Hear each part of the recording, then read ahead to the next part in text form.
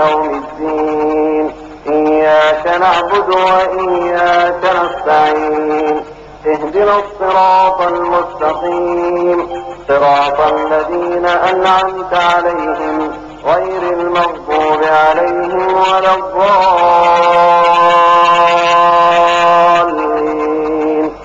آمين.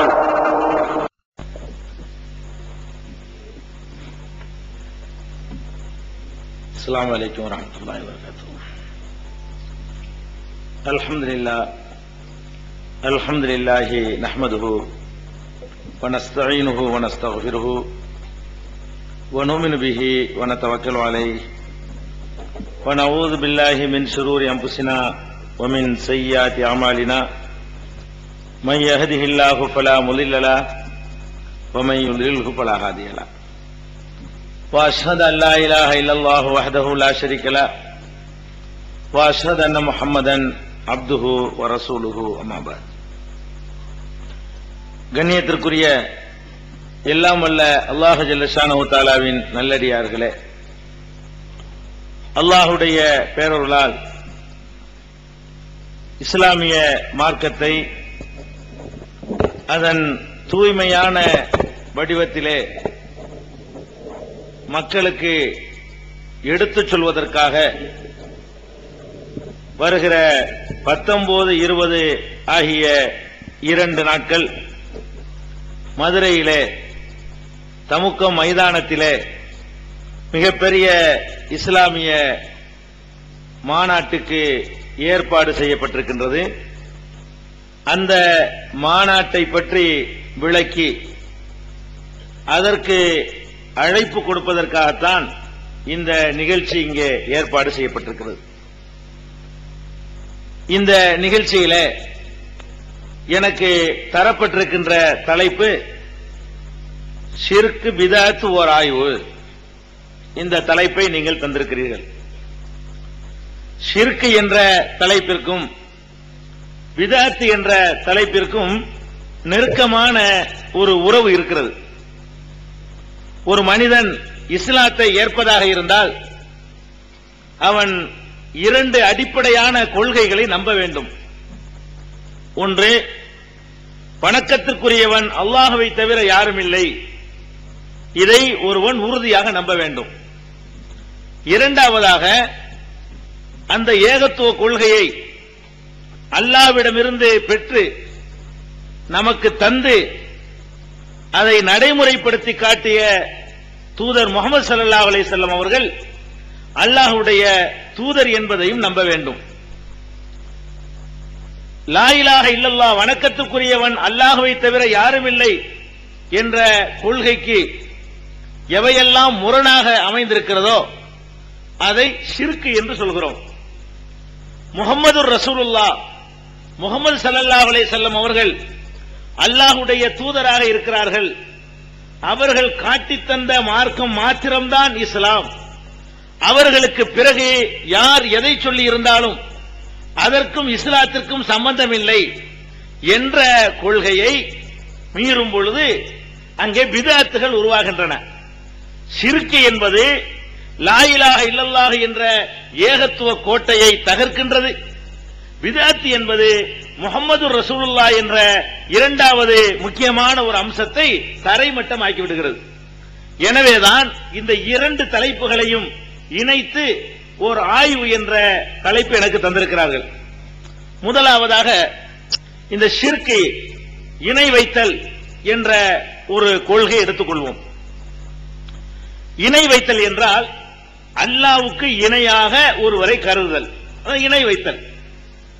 ஒரே ஒரு கடவுளை ஒப்புக்கொண்ட பிறகு அந்த அல்லாஹ்வை போலவே ஒரு மனிதருக்கு சக்தி இருக்கிறது, அல்லது அல்லாஹ்வை போலவே சூரியனுக்கு சக்தி இருக்கிறது, அல்லாஹ்வை போலவே சந்திரனுக்கு சக்தி இருக்கிறது, அல்லாஹ்வை போலவே உயிரோடு உள்ளவருக்கு சக்தி இருக்கிறது, அல்லாஹ்வை போலவே இறந்து போனவருக்கு சக்தி இருக்கிறது என்றெல்லாம் நம்பும் பொழுது அல்லாஹ்வுக்கு நிகரானவர்களாக, நிகரானவைகளாக அவற்றை நாம் நம்பக்கூடிய நிலைமைக்கு தள்ளப்படுகிறோம். இப்படி கடவுளுக்கு நிகராக ஒருவரை, ஒன்றை நம்புவதுதான் ஷிர்க் என்று சொல்லப்படுகிறது, இணை வைத்தல். முதலில் இணை வைத்தல் என்றால் என்ன என்பதை தெரிந்து கொள்வதற்கு முன்னால் இந்த இணை வைத்தல் எவ்வளவு பயங்கரமான ஒரு மோசமான ஒரு காரியம், இதை நீங்க ஆழமா உள்ளத்துல பதிய வச்சுக்கணும். அப்பதான் அந்த தீமையை விளங்கின பிறகு நம்ம விடுபட முடியும். திருமறை குர்ஆனை நீங்கள் புரட்டி பார்த்தீர்கள் என்று சொன்னால் அல்லாஹ் ஜல்ல ஷானஹு தஆலா நன்மை செய்தவர்களுக்கு கூலி தருவதாக சொல்கிறான், தீமை செய்தவர்களுக்கு தண்டனை தருவதாக சொல்கிறான். அந்த தீமை செய்தவர்களிலே யாரெல்லாம் பாவத்தில் இருந்து திருந்தி மன்னிப்பு கேட்டுக் கொள்கிறார்களோ அவர்களை மன்னிப்பதாகவும் சொல்கிறான். மன்னிக்காமலே பாவிகளாக மரணித்து விட்டால் கூட அவர்களையும் கூட நினைத்தால் மன்னித்து விடுவேன் என்றெல்லாம் சொல்கிறான். இப்படி சொல்லக்கூடிய கருணையாளனான அல்லாஹ் ரப்புல் ஆலமீன் ஒரே ஒரு பாவத்தை மாத்திரம் நான் மன்னிக்கவே மாட்டேன் என்று சொல்கிறான். அது என்ன பாவம்? அதுதான் நம்ம இன்றைக்கு ஆய்வுக்கு எடுத்துக் கொண்டிருக்கக்கூடிய இணை வைத்தல். திருக்குர்ஆன் என்ன சொல்கிறது என்று பாருங்கள். இன்னல்லாஹ லா யக்ஃபிரு அன் யுஷ்ரக பிஹி, அல்லாஹ் தனக்கு இணை கற்பிக்கப்படுவதை ஒருபோதும் மன்னிக்க மாட்டான்.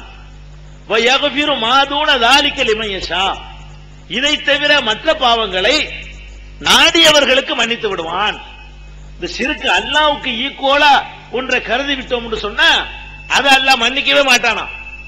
இதை தவிர வேற வேற பாவங்கள் செய்திருந்தோம் என்று சொன்னா அதை அல்லாஹ் மன்னித்து விடுவான், நாடியவர்களுக்கு மன்னித்து விடுவான். இது குர்ஆனுடைய ஒரு வசனம்.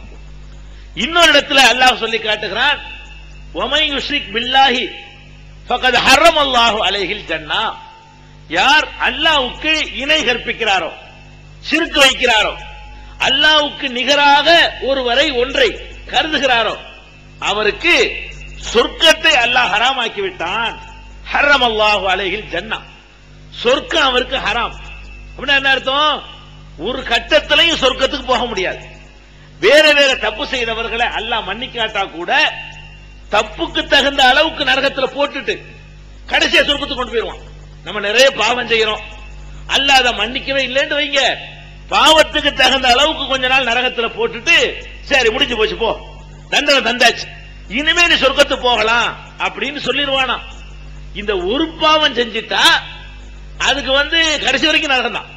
சொர்க்கத்துக்கு கடைசி கட்டத்தில் கூட ஒரு செகண்ட் நேரத்துக்கு கூட அவர்கள் வர முடியாது. இது நாங்க குர்ஆன் சொல்லுது. இத வமை யுஷ்ரிக் பில்லாஹி ஃபகத் ஹர்ரமல்லாஹு அலைஹில் ஜன்னா, யார் அல்லாஹ்வுக்கு இணை கற்பித்து விடுகிறாரோ அவருக்கு சொர்க்கத்தை அல்லாஹ் ஹராமாக்கி விட்டான், விலக்கி விட்டான், தடுத்து விட்டான், சொர்க்கத்துக்கு போக முடியாது. இன்னொரு இடத்துல அல்லாஹ் சொல்லி காட்டுகிறான், வலவ் அஷ்ரகு லஹபித அன்ஹும் மா கானூ யஅமலூன், இவர்கள் அல்லாஹ்வுக்கு இணை கற்பித்து விடுவார்கள் என்று சொன்னால் இவர்கள் செய்த நல்லறங்களும் அழிஞ்சு போய்விடும். அதாவது நல்லறம் செய்யறோம் இல்லையா, ஒருவன் தொழுகிறான், சினிமாவுக்கு போறான். தொழுகிறது நல்லறம், சினிமாவுக்கு போறது கெட்டாரம், கெட்ட செயல். அல்லாஹ் என்ன செய்யறான்? ரெண்டையும் கணக்கில் எடுத்துக்கொண்டானால் தொழுகிறதுக்காக வேண்டி ஒரு பரிசை தருவான், சினிமாவுக்கு போனதுக்காக வேண்டி ஒரு அடியை தருவான். நன்மைக்கு உரிய கூலியையும் தருவான், தீமைக்கு உரிய தண்டனையும் தருவான். இப்படித்தான் எல்லா நன்மைகளும் அல்லாஹ்விடத்தில் கணக்கெடுக்கப்படுது, எல்லா தீமைகளும் இப்படித்தான் கணக்கெடுக்கப்படுது.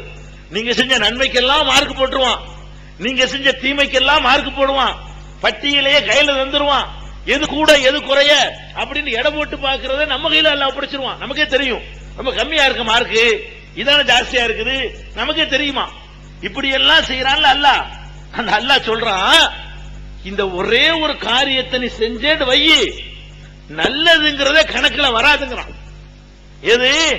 நீங்க தொழுவுறீங்க, நோன்பு வைக்கிறீங்க, ஹஜ்ஜுக்கு போனீங்க, அள்ளி அள்ளி வழங்குறீங்க, தான தர்மம், என்னென்ன நல்ல காரியம் என்று உலகத்தில் இருக்குதோ எல்லாத்தையும் செய்றீங்க, அதோட ஷிர்க்கும் வைக்கிறீங்க, அதோட இணையும் கற்பிக்கிறீங்க அப்படின்னு சொன்னா இந்த செஞ்சீங்க நல்லது, அதுக்கெல்லாம் நன்மை கிடைக்காது.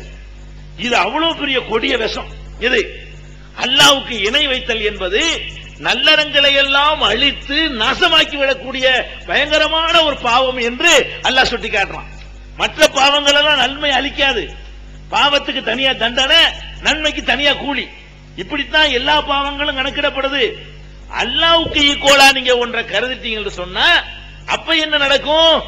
தொழுததும் அவுட்டு, நோம்பு வச்சது போச்சு, ஜக்காத்து கொடுத்தது போச்சு, ஹஜ்ஜி செஞ்சது போச்சு, நம்ம செஞ்ச எல்லா நல்லறங்களுமே அழிஞ்சு நாசமா போயிரும். இது குர்ஆனுடைய வசனம். வலவ் அஷ்ரகு, அவர்கள் இணை வைப்பார்கள் என்று சொன்னால் லஹபித அன்ஹும் மா கானூ யஅமலூன், அவர்கள் செய்த நல்லறங்கள் எல்லாம் அழிஞ்சு போயிரும். இது சாதாரண ஆட்களுக்கு மட்டும் நினைச்சுக்கிறாதீங்க. நபிகள் நாயகத்தையே கூப்பிட்டு அல்லாஹ் சொல்லி காட்டுறான், லஇன் அஷ்ரக்த லயஹபதன்ன அமலுக. நபியே, நீ இணை வச்சேன்னு வச்சுக்கிறோம், நீ என்னுடைய தூதர் தான், ரொம்ப விருப்பமான ஆள் தான், என்னுடைய ரொம்ப நெருக்கமான ஒரு நபர் தான் நீ. ஆனாலும் நீர் இணை வைத்து விட்டீர் என்று சொன்னால் உன்னுடைய நல்லறம் அழிஞ்சு போயிரும். ஒரு பேச்சுக்கு ரசூலுல்லாஹ் இணை வச்சாங்கன்னு வைங்க, வைக்க மாட்டாங்க, வச்சாங்கன்னு வைங்க ஒரு பேச்சுக்கு. அல்லாஹ் சொல்றான், நம்ம சொன்னா என்ன, அல்லாஹ் சொல்லி காட்டுறான், நீர் இணை வைத்து விட்டார்னு சொல்றான். ஒரு பேச்சுக்கு ரசூல் ஸல்லல்லாஹு அலைஹி வஸல்லம் அல்லாஹ்வுக்கு இணை வைத்து விட்டார் என்று சொன்னால் அவங்க செஞ்ச எல்லா நல்லறங்களும் அழிஞ்சு நாசமா போய் ஒரு நன்மையும் செய்யாதவர்களாக மறுமை நாளில் வந்து நிற்க வேண்டிய நிலைமை ஏற்பட்டும். அப்ப இது எவ்வளவு பயங்கரமான ஒரு பாவம். திருடுறதை விட, கொள்ளையடிக்கிறதை விட, விபச்சாரம் செய்யறதை விட, பொய்ப்புறம் பேசுறதை விட, மோசடி செய்யறதை விட, இப்படி நம்ம எதையெல்லாம் பாவம் என்று நினைத்துக் கொண்டிருக்கிறோமோ இஸ்லாமும் சொல்லுகிறதோ அந்த மாதிரி பாவங்களை எல்லாம் விட பெரிய பாவம் என்னவென்று சொன்னால் அல்லாஹ்வுக்கு நிகராக ஒருவரை ஒன்றை கருதுவது. இந்த இதுக்கு மட்டும் இடம் கொடுத்திருக்கூடாது ஒரு முஸ்லிம். லா இலாஹ இல்லல்லாஹுக்கு அதுதான் அர்த்தம். அல்லாஹ்வுக்கு நிகராக எதையும் கருதக்கூடாது என்பதுல கவனமா இருக்கணும். இப்ப உங்கள சில பேருக்கு சந்தேகம் வரும், என்னங்க இது நம்ம கொள்கையில் லா இலாஹ இல்லல்லாஹ் தானே, அல்லாஹ்வுக்கு நிகரா முஸ்லிம் கருதுவானா? யாரு கருதுவா? இதுன்னு இங்க வந்து சொல்லிட்டு இருக்கிறீங்க. இதெல்லாம் யார்கிட்ட சொல்ல வேண்டிய விஷயம்? பல கடவுள்களை நம்புற மக்கள்கிட்ட போய் சொல்லுவீங்களா? நாங்களும் லா இலாஹ இல்லல்லாஹ் சொல்லி, நாங்களும் ஒரே அல்லாஹ்னு சொல்லி அதை நம்பிக்கிட்டு இருக்கிற மக்கள்கிட்ட வந்து இது சொல்லி தர வர்றீங்களா? உங்கள சில பேருக்கு சந்தேகம் வரும். ஆனா ஒன்றை நீங்க விளங்கிக் கொள்ளணும், 2 அல்லாஹ் 3 அல்லாஹ் அப்படின்னு சொன்னாதான் அல்லாஹ்வுக்கு இணை வைக்கிறது நீங்க விளங்கிட்டு இருக்கிறீங்க. அதனால இந்த கேள்வி வருது. அல்லாஹ் ஒருத்தன் சொன்னா மாத்திரம் ஏகத்துவம் ஆயிராது. அல்லாஹ் ரப்புல் ஆலமீன் தனக்கு 99 பண்புகள் இருப்பதாக உரிமை கொண்டாடுகிறான். நபிகள் நாயகம் ஸல்லல்லாஹு அலைஹி வஸல்லம் அவர்களும் அல்லாஹ்வுக்கு என்ற அழகிய திருநாமங்கள், திருப்பண்புகள் 99 இருக்குன்னு சொல்றாங்க. அல்லாஹ்வுடைய பண்புகள்ல எந்த ஒரு பண்பாவது அல்லாஹ்வுக்கு இருக்கிற மாதிரியே ஒருவருக்கு இருக்கு நீங்க நினைச்சீங்கன்னு சொன்னா முடிஞ்சு வச்சு கதை. அல்லாஹ்னு சொல்ல தேவையில்லை. உதாரணமா அல்லாஹ் வந்து கேட்கக்கூடியவன் ஒரு பண்பு, சமீஉன் பசீருன் அல்லாஹ் பார்க்கக்கூடியவன், கதீருன் அல்லாஹ் சக்தி பெற்றவன், அதே மாதிரி வந்து வஹாபுன் வாரி வாரி வழங்கக்கூடியவன், ரஸாக்குன் ரிஸ்க்கு செல்வத்தை தரக்கூடியவன், ரஹ்மான் நிகரற்ற அன்புடையவன். இப்படி எல்லாம் அல்லாஹ்வுக்கு பல திருநாமங்கள் இருக்கிறது. இந்த பண்புகள்ல அல்லாஹ்வுக்கு இருக்கிற மாதிரி ஒரே ஒரு பண்பு இவருக்கு இருக்குன்னு நினைச்சீங்கன்னு வைங்க, மத்ததுலாம் இல்ல, இந்த ஒன்னே ஒண்ணுல அல்லாஹ் மாதிரி இவர் இருக்கிறாரு அப்படின்னு நினைச்சீங்கன்னா முடிஞ்சு வச்சுக்கிற. என்ன முடிஞ்சிருச்சு? அல்லாஹ்வுக்கு நீங்க ஈக்குவல் ஆக்கிட்டீங்கன்னு அர்த்தம். அல்லாஹ்னு சொல்லாட்டாலும் பரவாயில்லை, இவர் அல்லாஹ்னு சொல்லாட்டாலும் பரவாயில்லை, அல்லாஹ் கேட்குவான்ல அந்த மாதிரி இவர் கேட்பாரு. மத்ததெல்லாம் அல்லாஹ் மாதிரி இல்லை இவரு, ஆனா அல்லாஹ்வுக்கு கேட்கிற மாதிரி அதே சக்தி இவருக்கு இருக்கு, ஆனா இவர் அல்லாஹ் இல்ல அப்படின்னு சொல்லிட்டீங்க. இது இணை வைத்தல் தான். அந்த ஒரு விஷயத்துல அல்லாஹ்வுக்கு ஈக்குவல் ஆக்கிட்டீங்கல்ல, அந்த ஒரே ஒரு விஷயத்துல அல்லாஹ் கடவுளும் ஒண்ணுதான் இவரும் ஒண்ணுதான் அப்படி நினைக்கிறோம் பாருங்க. அப்படி நினைக்காம இருக்கிறதுக்கு பேர் தான் தௌஹீத். அப்படி நீங்க நினைச்சிட்டீங்கன்னு சொன்னா அதுக்கு பேர் ஷிர்க் ஆயிடும். இதை என்னமோ நானா இட்டு கட்டி நானா சொல்றேன் நீங்க நினைச்சுக்க கூடாது. இப்படி நான் சொல்வதற்கு காரணம் திருமறை குர்ஆனில் இருந்தும் நபிகள் நாயகம் ஸல்லல்லாஹு அலைஹி வஸல்லம் உடைய போதனையில இருந்து தான் நான் இதை எடுத்து சொல்றேன். எப்படி சொல்றேன்? உங்களுக்கு எல்லாம் தெரியும், நபிகள் நாயகம் ஸல்லல்லாஹு அலைஹி வஸல்லத்தை எதிர்த்த அபூ ஜஹல் அவர் இணை வைத்தவர் உங்களுக்கு தெரியும். அபூ லஹப் இணை வைத்தவர் உங்களுக்கு தெரியும். உத்பா ஷைபா இவங்க எல்லாம் இணை வைத்தவர்கள் தெரியும். இவர்கள் எல்லாம் வந்து அல்லாஹ்வுக்கு இணை வைத்ததனால முஷ்ரிக் என்று அவங்க இறைவனால் குறிப்பிடப்பட்டவர்கள் தெரியும். இவர்கள யாராவது 2 அல்லாஹ்னு சொன்னாங்களா? அபூ லஹப் இருக்கிறானே அவன் எப்பவாவது 2 அல்லாஹ்னு சொன்னானா? இல்ல. அபூ ஜஹல் இருக்கிறானே அவங்கடா ஒரு கடவுள் கிடையாது நிறைய கடவுள் அப்படின்னு சொன்னானா? அப்படி சொல்லல. அபூ ஜஹலும் பல கடவுள் என்று சொன்னதில்லை, அபூ லஹபும் பல கடவுள் என்று சொன்னதில்லை. அந்த சமுதாயத்தில் வாழ்ந்த யாருமே சொல்லலையாம். அந்த சமுதாயத்தில் வாழ்ந்த யாருமே கடவுள் 2 பேர், அல்லாஹ் 2 பேர் இருக்கிறான், அல்லாஹ் கடவுள் 3 பேர் இருக்கிறான், கடவுள் 10 பேர் இருக்கிறான் அப்படின்னு சொன்னாங்களான்னு கேட்டா சொல்லவே இல்லை. சொல்லவே இல்லைன்னு நான் சொல்லல, அப்படின்னு அல்லாஹ் சொல்றான். எப்படி சொல்றான்னு பாருங்க. குர்ஆன்ல பல வசனங்களை நபிகள் நாயகத்தை பார்த்து அல்லாஹ் பேசுறான். எப்படி பேசுறான்? வலையின் சஅல்தஹும், நபியே நீங்க போய் உங்க சமுதாயத்தில் கேட்டு பாருங்க. ரசூலுல்லாஹ்வுக்கு உத்தரவு போடுறான். யார்கிட்ட போய் கேட்க சொல்றான்? சமுதாயத்தில் போய். நீங்க யார் உங்களை எல்லாம் எதிர்க்கிறாங்களோ, யார் உங்களை அடிக்கிறாங்களோ, யார் ஊரை விட்டு விரட்ட போறாங்களோ அவங்கள்ட்ட போங்க. என்ன கேட்கணும்? மன் ஹலக சமாவாத்தி வல்லர், இந்த வானங்களை படைத்தது யார், இந்த பூமியை படைத்தது யார் அப்படின்னு போய் கேளுங்க. கேட்டா லயகூலுன்னல்லாஹ், அல்லாஹ் படைத்தான் என்று அவர்கள் சொல்வார்கள். குர்ஆன் சொல்லுது. குர்ஆன் சொல்லுது வானத்தை படைச்சது யாருன்னு போய் அபூஜஹல்கிட்ட கேட்டா அபூஜஹல் சொல்லுவானா அல்லாஹ் படைச்சாண்டு. வானத்தை பூமியை படைச்சது யார் என்று அபூலஹபிடத்தில் கேட்டால் அவன் சொல்லுவானா அல்லாஹ். அப்ப அபூஜஹலுடைய நம்பிக்கை பிரகாரம் வானத்தை படைச்சது யாரு? அல்லாஹ் தான். பூமியை படைச்சது யாரு? அல்லாஹ் தான். மன் ஹலக்கஹும் கேட்டாலும் உங்களை எல்லாம் யாரா படைச்சதுன்னு கேட்டாலும் ஹலக்கஹுன்னல் அஸீஸுல் அலீம், எங்களை எல்லாம் யார் படைச்சான்னு கேட்டா அல்லாஹ் தான் படைச்சான். அஸீஸ் யாவற்றையும் மிகைத்தவன் அவன் படைத்தான். அல் அலீம் யாவற்றையும் அறிந்தவனாகிய அல்லாஹ் படைத்தான். மக்காவுடைய காபிர்களுக்கு ஒரு அல்லாஹ் என்பதில் எந்த டவுட்டும் கிடையாது. மக்காவுடைய நம்ம முஸ்லிம்னு சொல்லி தெரிகிறோம். யார முஸ்லிம் என்று நம்ம நினைக்கிறோமோ அவர்களுக்கு கடவுள் ஒருவன் அல்லாஹ் மட்டும்தான் என்பதில் எந்த சந்தேகமும் இருக்கவே இல்லை. அல்லாஹ் அப்படியே நம்பினாங்க அந்த மக்கள். இன்னும் சொல்ல போனா குல் மம்பி எதிகி மலக்கூத்து குள்ளி செய்யின், எல்லா பொருட்களுடைய ஆட்சி அதிகாரம் யார் கையில் இருக்கிறது கேட்டு பாருங்கள். சயகூலுன லில்லாஹ், அல்லாஹ்வுக்கு தான், அல்லாஹ்வுக்கு தான் இருக்குது என்று சொல்வார்களாம். அப்ப அந்த மாதிரியான ஒரு அடிப்படையில் பெருமானார் ஸல்லல்லாஹு அலைஹி வஸல்லம் அவர்கள் காலத்தில் வாழ்ந்தவர்களும் பல கடவுள் என்று சொன்னதே இல்லை. அல்லாஹ் ஒருத்தன் தான் கடவுள், அல்லாஹ் ஒருத்தன் தான் கடவுள். அப்ப பெருமானார் ஸல்லல்லாஹு அலைஹி வஸல்லம் முந்தைய அந்த அல்லாஹ்வை ஏற்றுக்கொண்ட காரணத்தினால்தான் அவங்களுடைய தகப்பனாரே அவங்க அப்துல்லான்னு பேர் வைக்கப்பட்டிருந்தார். ரசூலுல்லாஹ்வுடைய வாப்பா இருக்காரு, அவருக்கு பேர் என்ன? அப்துல்லா. அல்லாஹ்வுடைய அடிமை, அல்லாஹ் தான் எஜமான், இவர் அடிமை. ரசூலுல்லாஹ்வுக்கு முந்தைய அப்படிப்பட்ட ஒரு சமுதாயம் தான் அது. வேற எதனால அவர்கள் இணை வைத்தவர்கள் என்று குற்றச்சாட்டு காலான் நம்மள மாதிரி தவறு இருந்திருக்கான். இப்ப நம்ம மக்கள் எப்படி இருக்கிறாங்களோ அதே மாதிரி தவணும் இருந்திருக்கிறான். நம்மள்ட்ட கேட்டா வானத்தை படைச்சது யாருன்னு கேட்டா அல்லாஹ்னு சொல்லுவோம், பூமியை படைச்சது யாருன்னு கேட்டா அல்லாஹ்னு சொல்லுவோம், ரிஸ்க் தர்றது யாருன்னு கேட்டா அல்லாஹ்னு சொல்லுவோம், எல்லா அதிகாரமும் யார் கையில் இருக்குன்னு கேட்டா நம்மளும் அல்லாஹ்னு சொல்லுவோம். அபூஜஹல் அதான் சொல்லியிருக்கிறான், அபூலஹப் அதான் சொல்லியிருக்கிறான். கருத்து வேறுபாடுக்கு இடமே இல்லை. ரசூலுல்லாஹ்வுக்கு அபூஜஹலுக்கு சண்டை வர்றதுக்கு வழியே இல்ல. 2 பேருமே ஒன்னதான் சொல்றாங்க.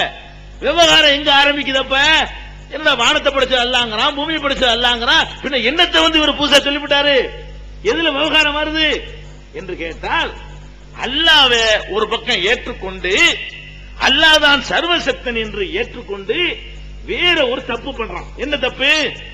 என்னதான் அல்லாஹ் படைச்சிருந்தாலும் அவன் தான் எல்லாத்தையும் ரிஸ்க் தரவனா இருந்தாலும் நம்ம யார், அல்லாஹ் யார்? நம்ம எங்க கிடக்கிறோம், அல்லாஹ் எங்க இருக்கிறான்? நம்ம போய் அல்லாஹ்ட்ட கேட்க முடியுமா? நம்ம போய் அல்லாஹ்ட்ட தொடர்பு பண்ண முடியுமா? நம்ம போய் நேர கடவுள்கிட்ட கேட்டா தருவானா? அப்படின்னு சொல்லி தன்னை கடவுளிடமிருந்து தூரமாக்கி கொண்டு பெரியவர்கள் மகான்கள் நினைக்கக்கூடியவர்கள்ட்ட போய் கும்பிட ஆரம்பிக்கிறான். அல்லாஹ்வை நம்பிக்கொண்டு இன்னொரு பக்கம் என்ன செய்யறான்? பெரியார்கள் மகான்கள் சொல்லி அவர்களை கும்பிடுறான். ஏன்டா கும்பிடுறேன்னு கேட்டா அல்லாஹ் நினைச்சலாம் நான் கும்பிடல, அல்லாஹ் நினைச்சு நான் கும்பிடல. எதுக்கு நான் கும்பிடுறேன்னு கேட்டா இவரை கும்பிட்டா இவர் அல்லாஹ்ட்ட எங்களுக்கா ரெக்கமெண்ட் பண்ணுவார். இவர்த்த நம்ம கும்பிட்டுக்கிட்டோம்னு சொன்னா அல்லாஹ்ட்ட நினைச்சுவாரு, அல்லாஹ் பாவம் நல்ல மனுஷன் பார்த்து ஏதாவது கொடு அப்படின்னு அல்லாஹ்ட்ட இவர் பேசுவாராம். இத நான் சொல்லல, குர்ஆன்ல இதெல்லாம் இருக்கு. நான் சொல்றேன், குர்ஆன்ல இருக்குது. அவங்க சொல்றாங்க ஓ யாபுதூன மின் தூனி இல்லாஹி, அல்லாஹ்வை விட்டு விட்டு அவர்கள் வணங்குகிறார்கள். மாலா என்போகும் வலா எலுருகும், அவர்களுக்கு நன்மையும் தர முடியாத தீங்கும் தர முடியாதவற்றை எல்லாம் வணங்குகிறார்கள். வயகூலூன ஹாவுலாயு ஷுஃபாவுனா இந்தல்லாஹ், இவங்கள் எல்லாம் அல்லாஹ்விடத்தில் எங்களுக்கு பரிந்துரை செய்வார்கள். ஏண்டா வணங்குறேன்னு கேட்டா அவன் என்ன சொல்லல, ஏன் வணங்குறேன்னா அவரு அல்லாஹ் தானே அதனால நான் வணங்குறேன் அப்படி சொல்ல மாட்டேங்கிறான். ஏண்டா அல்லாஹ் ஒருத்தன் சொன்னீங்களே, அல்லாஹ் தானே படைச்சான், அல்லாஹ் தானே ரிஸ்க் தர்றான், பிறகு எங்க வந்து கும்பிடுற அப்படின்னு கேட்டா ரெக்கமெண்ட் பண்ணுவாங்க, வேற ஒண்ணும் இல்ல. எதுக்கு பண்றோம்? ஹாவுலாயி ஷுஃபாவுனா இந்தல்லாஹ். இது குர்ஆன் வசனம். நான் சொல்றதெல்லாம் குர்ஆன்ல இருக்குது. இதெல்லாம் ரசூலுல்லாஹ் காலத்துல என்ன நடந்துச்சு என்பதை அல்லாஹ் ரெக்கார்டா பதிவு பண்ணி நமக்கு தந்திருக்கிறான். பெருமானார் ஸல்லல்லாஹு அலைஹி வஸல்லம் பிரச்சாரம் பண்ணும் பொழுது எந்த மாதிரியான சூழ்நிலை நிலவியது என்பதை குர்ஆன்ல இருந்து தெரிஞ்சு கொள்ள முடியும். அதுல ஒண்ணுதான் இது. ஹாவுலாயி ஷுஃபாவுனா இந்தல்லாஹ். இவர்கள் எல்லாம் அல்லாஹ்விடத்தில் எங்களுக்காக பரிந்து பேசுவார்கள். ஒண்ணு. இன்னொன்னு சொல்றான், மா நஅபுதுஹும் இல்லா லியுகர்ரிபூனா இலல்லாஹி ஸுல்ஃபா. இதுவும் குர்ஆன் வசனம் தான். நாங்கள் எதற்கு இவர்களை வணங்குகிறோம் என்று சொன்னால் எங்களை அல்லாஹ்விடத்தில் நெருக்கமாக்கி வைப்பார்கள், எங்களை அல்லாஹ்விடத்துல நெருக்கமாக்கி வைத்து விடுவார்கள். அதுக்கு தான் வணங்குறோம். கடவுள் நினைச்சு வணங்கல, கடவுள்கிட்ட நெருக்கி வைப்பார்கள் என்பதற்கு தான் வணங்குறோம். அப்ப மக்காவில் இருந்த காபிர்களின் நம்பிக்கை என்னவென்று சொன்னால், படைத்தது அல்லாஹ் தான், ரிஸ்க் தருவது அல்லாஹ் தான், எல்லா ஆற்றலும் அவன் கையில் தான் இருக்கிறது. ஆனாலும் இந்த மகான்கள், இந்த பெரியார்கள், இந்த நல்லவர்களையும் நம்ம கொஞ்சம் கூல் பண்ணிக்கிட்டோம்னு சொன்னா இவர்கள் என்ன பண்ணுவாங்க? அல்லாஹ்ட்ட எங்களுக்காக பேசுவாங்க, எங்களுக்காக பரிந்து பேசுவாங்க, எங்களுக்கு வேண்டியதை வாங்கி தருவாங்க. இதுதான் ரசூலுல்லாஹ்வுக்கு மக்கா காபிருக்கு மத்தியில வித்தியாசம். கடவுள் நம்பிக்கையில புதுசா அல்லாஹ்வை சொல்லி தரதுக்கு வரல ரசூல் ஸல்லல்லாஹு அலைஹி வஸல்லம். ரசூலுல்லாஹ் சொன்ன கொள்கைக்கும் மக்கா காபிர் கொள்கைக்கும் எங்க வித்தியாசம் வருது? ஏண்டா அல்லாஹ்வுக்கு ரெக்கமெண்ட் பண்ணணுமா? அல்லாஹ்ட்ட போய் பரிந்து பேசுறதுக்கு ஒரு ஆள் இடையில வேணுமா? புரோக்கர் வேணுமா? அப்ப ரசூலுல்லாஹ் சொல்றாங்க புரோக்கர் வேணாம்னு, அவங்க சொல்றாங்க புரோக்கர் வேணும்னு. அப்ப மக்கத்து காபிர்களுடைய கடவுள் கொள்கைக்கும் நபிகள் நாயகம் ஸல்லல்லாஹு அலைஹி வஸல்லமுடைய கடவுள் கொள்கைக்கு மத்தியில இந்த வித்தியாசம் இருந்ததனாலதான் அல்லாஹ் உங்களை எப்படி கூப்பிடுறான்? முஷ்ரிக்கீன்கள் என்று சொல்றான். இன்னமல் முஷ்ரிகூன நஜசுன். இந்த இணை வைக்கக்கூடியவர்கள் அசுத்தமாக இருக்கிறார்கள். நல்லா சொல்லி காட்டுறான். இணை வைக்கிறவர்கள் அவர்களுக்கு பேர் வைக்கிறான். அவன் இணை வைக்கல, நம்ம பாஷையில நம்ம விளங்கி வச்சுக்கிற அர்த்தத்துல பார்த்தோம்னு சொன்னா அவன் இணை வைக்கல, ஒரு அல்லாஹ்னு தான் சொன்னான். ஆனா அல்லாஹ் எப்படி அதை எடுத்துக்கிட்டான்? இணை வைக்கிறான். இவன் ரெண்டு அல்லாஹ்னு சொல்லட்டாலும் பரவாயில்ல, எனக்கு புரோக்கர் வேணும்டான்ல, அதான் இணை வைக்கிறது. எனக்கு மனுஷனுக்கு மத்தியில இடைத்தரகர் வேணும்னு சொல்றான்ல, அதான் இணை வைத்தல் அப்படின்னு நல்லா எடுத்துக்கிட்டான். உங்களுக்கு ஒரு சந்தேகம் வரும், இது எப்படி இணை கற்பித்தல் ஆகும்? அல்லாஹ்ட்ட ரெக்கமெண்ட் பண்ணுவதற்கு ஒரு ஆளை வச்சா அல்லாஹ் வாக்குனது ஆயிருமா? அல்லாஹ்வுடைய அந்தஸ்தை கொடுத்தது ஆயிருமா? ஆகும், நிச்சயமாக ஆகும், நிச்சயமா ஆகும். எப்படி ஆகுங்களேன்? இப்ப அல்லாஹ்ட்ட நான் நிறைய கேட்கிறேன், அல்லாஹ்ட்ட கேட்கிறேன், அல்லாஹ்வுக்கு என்ன தெரியும், எனக்கு அல்லாஹ் தெரியாட்டாலும் அல்லாஹ்வுக்கு என்ன தெரியும். நான் கேட்ட உடனே நான் நல்லவனா கெட்டவனா அவனுக்கு தெரியும், எனக்கு தரணுமா தரக்கூடாதா அவனுக்கு தெரியும், தர்றாந்தா தருவான், இல்லன்னா இல்லன்றுவான். இப்ப அல்லாஹ்ட்ட போய் யாராவது ரெக்கமெண்ட் பண்ணித்தான் அல்லாஹ்வுக்கு தெரியும்னு சொன்னா இப்ப என்ன ஆகுது? என்னைய பற்றி அல்லாஹ்வுக்கு தெரியலன்னு ஆயிடுது. நான் போய் கேட்கிறேன், அல்லாஹ்வுக்கு என்ன செய்யல தெரியல. இருப்பா நீ வந்தா யாரு, நீ வந்து கேட்டா நான் எப்படி தருவேன், யாரா கூட்டிட்டு வா இப்படின்னு அல்லாஹ் சொன்னான்டா, இவன் அல்லாஹ்வா? நான் யாருன்னு அல்லாஹ்வுக்கு தெரியலையா? இந்த மகான்கிட்ட சொன்ன உடனே இவர் என்னை பத்தி அல்லாஹ்ட்ட சொல்லி கொடுக்குறான். அல்லாஹ் எப்படிப்பட்டவர் தெரியுமா? எங்க தெருவுல தான் இருக்காரு, இந்த 4 வீடு தள்ளி. இவர் சொல்லணும் அல்லாஹ்ட்ட. இவர் சொன்னாதான் என்னைய பத்தி அல்லாஹ்வுக்கு தெரியும்னு சொன்னா இங்க அல்லாஹ்வுக்கு ஈக்குவல் பண்றீங்களா? மேலே கொண்டு போயிட்டீங்க. ஈக்குவல் கூட இல்ல, இது ஈக்குவல் கூட இல்ல. அதாவது என்னைய பற்றிய ஞானம் அல்லாஹ்வுக்கு இருப்பதை விட இந்த மகானுக்கு கூட இருக்குது. எதுக்குடா என்னைய பத்தி ரெக்கமெண்ட் பண்ணணும்? மனுஷனுக்கு ரெக்கமெண்ட் பண்ணி ஆகணும். இப்ப என்னிடத்துல நீங்க பார்க்க வர்றீங்க, நான் ஒரு பெரிய தலைவரை பார்க்க போறேன், என்னை பத்தி அவனுக்கு தெரியாது. நான் போனா என்ன செய்ய, வாசல் நிப்பாட்டிடுவாங்க. நான் வாஜ்பாயை பார்க்க போறேன், நான் டெல்லிக்கு போறேன்னு வைங்க, உள்ள போக முடியுமா? நீ யார, இவன் யார, இவன் யார உள்ள விட்டது, எப்படா வந்த கேட்பான். ஏன் கேட்கிறான்? வாஜ்பாய்க்கு என்னை தெரியாது, வாஜ்பாயுடைய மெய்க்காவலர்களுக்கு என்னை தெரியாது. அப்ப நான் பாட்டுக்கு உள்ளக்கு போக முடியாது. அப்ப நான் என்ன செய்யணும்? வாஜ்பாய் பாக்குறாந்தா வாஜ்பாய்க்கு வேண்டிய ஆள்களை பிடிச்சி அப்படி ஒரு ரெக்கமெண்ட் கடிதம் வாங்கிட்டு போனா அப்ப இடைத்தரகர் மூலமாகத்தான் போய் அவர் இவரை வேண்டிய ஆள் வச்சுக்கிறோமா, இவர் எனக்கு அறிமுகப்படுத்துவார். இவர் வாஜ்பாய்க்கு ஃப்ரெண்ட் வச்சுக்கிறோம், இவரை போய் நான் பிடிப்பேன். இவர் என்ன செய்வார்? என்னை கூட்டிட்டு போய் நல்ல உள்ளதான் பார்த்து செய்யுங்க அப்படின்னு சொல்லுவார். ஏன்? இவருக்கு தான் என்னை பத்தி தெரியுமே தவிர வாஜ்பாய்க்கு தெரியாது. இவருக்கு என்னை பத்தி தெரியும், ஆனா யாருக்கு தெரியாது? வாஜ்பாய்க்கு தெரியாது. அப்ப ஒரு பெரிய மனிதரை சந்திக்க போறதா இருந்தா நம்ம ரெக்கமெண்டேஷன் பண்ணி தான் போறோம். யாரையெல்லாம் நமக்கு அறிமுகம் இல்லையோ, யாருக்கு நம்மளை பத்தி தெரியாதோ அவரை எல்லாம் சந்திக்கும் பொழுது கண்டிப்பா புரோக்கர் வேணும். இடைத்தரகர் இல்லைன்னா சந்திக்கவே முடியாது. இதெல்லாம் யாருக்கு இது சரியா வரும்? மனுஷனுக்கு சரியா வரும். மனுஷனுக்கு எல்லாரையும் தெரிஞ்சிருக்க முடியாது. கருணாநிதிக்கு 6 கோடி மக்களும் தெரியுமா? தெரியாது. வாஜ்பாய்க்கு 100 கோடி மக்களையும் தெரியுமா? தெரியாது. அப்ப எல்லாரையும் தெரியாத காரணத்தினால இந்த நிலைமை மனுஷனுக்கு இருக்குன்னா ஒத்துக்கிற முடியுது. கடவுளுங்கிறவன் யாரு? என்னை தெரியாதா? நான் யாருங்கிறது தெரியாதா? நான் உள்ளத்துல என்ன வச்சுக்கிறேன், வெளியில என்ன சொல்றேன் எனக்கு அவனுக்கு தெரியாதா? எல்லாம் தெரியும். அப்ப எனக்கு எத்தனை நெல்மணிகளை, எத்தனை அரிசி என்னுடைய உணவு சொல்லி அதை எழுதி வச்சுக்கிறேன். அரிசி எண்ணி வச்சிருக்கான். எத்தனை அரிசி பருக்கை நான் சாப்பிடுவேங்கிறத அதை வரைக்கும் கணக்கு பண்ணி வச்சுக்கிற ரப்புல் ஆலமீனுக்கு இடையில ஒருத்தர் போய் ரெக்கமெண்ட் பண்ணணும்னு சொன்னா, இப்ப அல்லாஹ்வுடைய அந்தஸ்து குறையலையா? அல்லாஹ்வை விட இவர் மேலானவர் ஆயிடுறாரா இல்லையா? அப்ப இணை வைத்தல் சொன்னா நீங்க எப்படி விளங்கிட கூடாது? ரெண்டு அல்லாஹ்னு சொன்னாதான் இணை வைத்தல். அப்படி சொல்லாம இந்த சிபாரிசு பண்றது, நெருக்கமாக்கி வைக்கிறது, இந்த மாதிரி விஷயத்துக்கு நல்லடியார்களை யூஸ் பண்ணிக்கலாம். அதான் செஞ்சான், அப்படித்தான் செஞ்சான். அவ்வளவு வேணாம். கிறிஸ்தவ சமுதாயம் இருக்குது. நீங்க எல்லாம் இன்னைக்கு முஸ்லீம் என்று சொல்லிக் கொண்டு மகான்கள் அவுலியாக்கள் சொல்லி கபரை கட்டி அழுவுறீங்க. அந்த டாபிக் நான் 2வது வர்றேன். ஈசா நபிய கிறிஸ்தவ சமுதாயம் ஈசா நபி இந்த மாதிரி நினைக்கிறாங்க. அவரை பொறுத்த வரைக்கும் அவர் அல்லாஹ்வுடைய நல்லடியார் என்பதில் எந்த சந்தேகமும் இல்லை. இஸ்லாமிய நம்பிக்கை பிரகாரம் அவர் மூத்தா கூட ஆகல, உசுரோட இருந்துகிட்டு இருக்கிறாரு. அவரை போய் கூப்பிட்டவன் காபிரான். நாகூர் ஆண்டவர் கூப்பிட்டா முஸ்லீம். இவன் நினைக்கிறான் யார கூப்பிடுறான் அவன்? அடே உன்னைய விட ஈசா நபியை கூப்பிடுறவன் லட்சம் மடங்கு கோடி மடங்கு நல்லவன். ஏன்? அவன் யாரை கூப்பிடுகிறானோ அவர் நல்லவர் என்பது திருக்குரானால் நிரூபிக்கப்பட்ட உண்மை. அவர் நல்லடியார், இறைவனுக்கு வேண்டியவர். நீ யாரையெல்லாம் மகான் அவர் இவருங்கிறியோ அவர்களை எல்லாம் விட பல்லாயிரம் கோடி மடங்கு சிறந்தவர் யாரு? ஈசா நபி.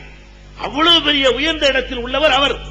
அது மாத்திரம் இல்லாம இந்த உலகத்தில் எடுத்து பார்த்தால் கூட அவருடைய பிறப்பு அதிசயம், அவருடைய இறப்பு அதிசயம், அவர் வாழும் போது நிகழ்த்திய அற்புதங்கள் மற்றவர்களை விட அதிக அளவுல அதிக பவர்ஃபுல்லான அற்புதங்கள் இது குர்ஆனே சொல்லுது. அந்த மாதிரியான ஒரு மகானை, ஒரு மனித, ஒரு நபிய கூப்பிடுறாங்க, கோரிக்கை நிறைவேற்றுங்கிறாங்க, அவரை போய் கும்பிடுறாங்க. அது தப்பா? அந்த கொள்கை வழிகேனா? என்ன செய்வாங்களாம்? யாருன்னு தெரியாது. நான் கேட்கிறேன், நல்லடியார ரெக்கமெண்டேஷன் ஒரு கொள்கையை வச்சுக்கிறீங்கள, அதான் உங்க ஊர்ல விளக்க வேண்டியிருக்கீங்க. இந்த ஏர்வான் நான் கேள்விப்பட்ட வரைக்கும் தமிழகத்தில் எத்தனையோ ஊர்களுக்கு நாங்க போயிருக்கிறோம். இந்த மௌலவிமார்கள் இந்த தர்காவுக்கு வக்காலத்து வாங்கி பிரச்சாரம் பண்ற ஊரை இந்த ஏர்வாடியில தான் நான் கேள்விப்படுறேன். தப்புதான், என்ன செய்யறானு, என்ன செய்யறது கண்டிக்க முடியல. இந்த மாதிரியான ஊர்களை நான் பார்த்திருக்கிறேன். ஜும்மாவுல நின்று கொண்டு, பயான்ல நின்று கொண்டு இந்த செத்து போன ஆளுகளுக்காக வேண்டி பவர் ஏற்றக்கூடிய ஒரு ஊர் இருக்குன்னு சொன்னா அது ஏர்வாடியா தான் இருக்குது. அதனால பிதத்து கூட எடுப்பேன்னு சந்தேகம் தான். இதைத்தான் அக்குவேற ஆணிவேற உரிக்க வேண்டியிருக்கு. அவுளியாண்டா என்னங்கிறத உரிக்க வேண்டியது. அதுக்காக தான் இதையும் எடுத்துக்கிறோம். அப்ப இப்ப நல்லடியார்களை ரெக்கமெண்ட் பண்ணும் பொழுது இணை வைத்தல் வருது, ஒரு பக்கம் இருக்கட்டும். 2வது வருவோம், ஒரு மனிதனை நல்லடியார் என்று கண்டுபிடிக்கிறதுக்கு உனக்கு என்ன அளவுகோல் இருக்கு சொல்லு. வருவோம். அப்துல் காதர் ஜீலானி நல்லடியார் எதை வச்சு சொன்ன? ரசூலுல்லாஹ் நல்லடியார்னு சொல்லலாம், அல்லாஹ் சொல்லிட்டதுனால. ஈசா நபிய நல்லடியார்னு சொல்லலாம், அல்லாஹ் சொல்லிட்டதுனால. குர்ஆன்ல சொல்லப்பட்ட நபிமார்களையும் சொல்லப்படாத நபிமார்களையும் நல்லடியார்கள் சொல்லலாம். என்ன அல்லாஹ் அப்படி சொல்லிவிட்டான், அதனால சொல்லலாம். அல்லது அல்லாஹ்வுடைய தூதரா இருந்து ரசூல் ஸல்லல்லாஹு அலைஹி வஸல்லம் அபூபக்கர் ஃபில் ஜன்னா, உமர் ஃபில் ஜன்னா, உஸ்மான் ஃபில் ஜன்னா, அலி ஃபில் ஜன்னா என்று நற்சான்று வழங்கிட்டதுனால அவர்கள் நல்லடியார்னு சொல்லலாம். அஷரத்துல் முபஷ்ஷரா என்று சொல்றோமே, சொர்க்கத்திற்கு நன்மாராயம் சொல்லப்பட்ட 10 பேர்னு, இந்த 4 போக இன்னொரு 6 பேரு, அவர்களை நல்லடியார்கள் சொல்லலாம். பத்ர்ல கலந்து கொண்டார்களே அவர்களை நல்லடியார்கள் சொல்லலாம். பையத்து ரில்வான்ல உடன்படிக்கை செய்தார்களே அவர்களை நல்லடியார்கள் அல்லாஹ் ரலியல்லாஹு அன்ஹும் வரது அன்ஹு அப்படி சொல்றான். லக்கத் ரலியல்லாஹு அனில் முஃமினீன இது யுபாயுனக தஹத ஷஜரா, மரத்தடியிலே உம்மிடத்தில் உறுதிமொழி எடுத்தார்களே அந்த மக்களை அல்லாஹ்வாய நான் பொருந்திக் கொண்டேன் அப்படிங்கிறான்.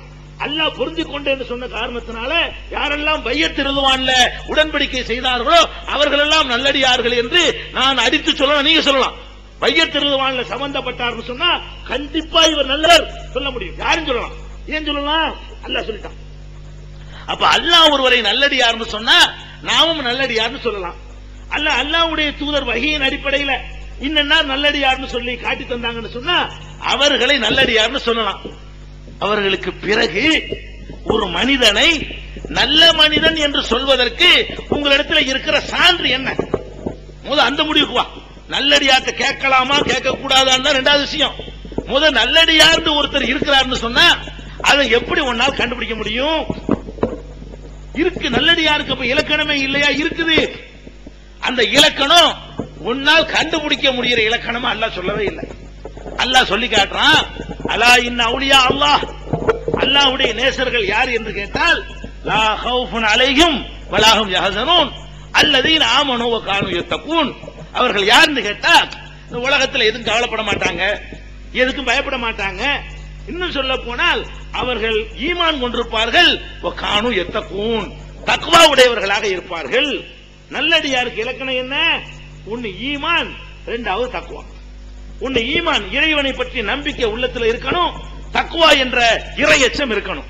இதுதான் அவுலியா உல்லாவுக்கு அல்லாஹ் சொல்லக்கூடிய இலக்கணம். அல்லாஹ்வுடைய நேசர்கள் என்று சொல்லக்கூடியவர்களுக்கு இதுதான் இலக்கணம்.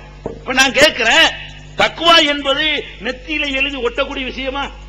பார்த்து விட்டா இவருக்கு தக்வா இருக்கு எழுதி இருக்கிறார் சொல்ல முடியுமா? தக்வா இறையச்சம், இறையச்சம் ஒரு உள்ளத்துல இருக்குன்னு சொன்னா அது யாருக்கு தெரியும்? எவன் உள்ளத்துல இருக்கு அவனுக்கு தெரியும், படைச்சவனுக்கு தெரியும், வேற யாருக்கும் தெரியாது. பொண்டாட்டி கூட தெரியாது. புருஷனுக்கு இறையச்சம் இருக்குதா இல்லையாண்டு பொண்டாட்டிக்கு தெரியாது. பொண்டாட்டிக்கு இறையச்சம் இருக்குதா இல்லையாண்டு புருஷனுக்கு தெரியாது. மகனுக்கு இறையச்சம் இருக்குதா இல்லையாண்டு தகப்பனுக்கு தெரியாது. தகப்பனுக்கு இறையச்சம் இருக்குதா என்பதுக்கு மகனுக்கு தெரியாது. அப்ப இறையச்சம், இறைவனை நான் எந்த அளவுக்கு பயப்படுகிறேன் என்பது எனக்கு தெரியும். நான் பயப்பட்டா பயப்பட்டேன்னு தெரியும், பயப்படலன்னா பயப்படல நடிக்கிறேன்னு தெரியும், அல்லாஹ்வுக்கு தெரியும். இப்ப நான் கேட்கிறேன், அப்துல் காதர் ஜீலானி நல்லடியார் எப்படி? எந்த ஆயத்தில் இருக்குது? இல்ல. எந்த ஹதீஸ் இருக்கு? இல்ல. நீ எப்படி கண்டுபிடிச்சப்ப? இவங்க அவருக்கு மேல பவர்ஃபுல்லா நாளா பாக்குறாங்க. அதாவது நல்லடியார் அல்லாஹ் கண்டுபிடிக்கிற மாதிரி இவங்க கண்டுபிடிச்சா பாருங்களேன். இவனுக்கு எப்படிப்பட்ட பவர் இருக்குன்னு கேட்டா அவருக்கு கூட இப்படி இருக்கல. இவன் அவுலியான்னு சர்டிபிகேட் கொடுக்கறானே, இவன் சர்டிபிகேட் கொடுக்கற நிலையில் இருக்கிறாங்க. நீ யார நல்லடியார் சர்டிபிகேட் கொடுக்க? நீ யார்? இவர் நல்லடியாரு, இவர் மகானு, இவர் பெரியாரு, இவர் அல்லாஹ்வுக்கு வேண்டியவர், எப்படி இதை சொன்ன? நீ என்ன ஆதாரத்தின் அடிப்படையில் சாகுல் அபீத் ஆண்டவர் நல்லவர் உனக்கு சொல்ல முடியும்? ஏர்வாடியில் அந்த ஏர்வாடி அடங்கப்பட்டிருக்கிறார அவர் நல்லவர் உனக்கு எப்படி தெரியும்? அஜ்மீர்ல அடங்கி இருக்கிறவர் நல்லவர் உனக்கு எப்படி தெரியும்? முதல்ல அதுக்குள்ள ஆதாரத்தை காட்டும். முதல்ல நல்லடியார போய் கட்டிக்கிட்டு அழுவலாமாங்கிறதுக்கு முன்னாடி அவர் நல்லடியாரா இல்லையா என்பதற்குரிய ஆதாரத்தை என்கிட்ட காட்டு. இன்னும் சொல்ல போனா பெருமானார் ஸல்லல்லாஹு அலைஹி வஸல்லம் சொல்றாங்க, மறுமை நாள்ல ஹவுலுல் கௌசர் என்ற தடாகத்தின் அருகிலே நான் நிற்பேன். என்னுடைய உம்மத்தார்கள் எல்லாம் அந்த மறுமை நாள்ல இல்ல, மஹ்ஷர் நாள்ல, மஹ்ஷர் நியாய தீர்ப்பு வழங்கக்கூடிய நாள் இருக்கிற யௌமுத்தீன், அந்த நாள்ல நின்று கொண்டிருக்கும் பொழுது நல்லவர்கள் எல்லாம் வருவாங்க. வந்தவுடனே என்னுடைய கையால அவங்களுக்கு தண்ணீர் புகட்டி கொண்டே இருப்பேன். அப்ப சில ஆட்கள் வருவாங்க வேகமா. வரும் பொழுது மலக்குகள் விட மாட்டாங்க. ரசூலுல்லாஹ் இருக்கிறத பார்த்துட்டு இந்த உம்மத்தை சேர்ந்தவங்க தான் வருவாங்களா வேகமா வேகமா. எதுக்கு? இந்த தண்ணீரை வாங்கி அருந்துவதற்காக வரும் பொழுது எதையாம் கூறினார்கள்? உனக்கு தெரியாது, எனக்கு தெரியும். உன்னுடைய மரணத்திற்கு பிறகு இவர்கள் எவற்றையெல்லாம் புதிதாக உருவாக்கினார்கள் என்பதை நீர் அறிய மாட்டீர்.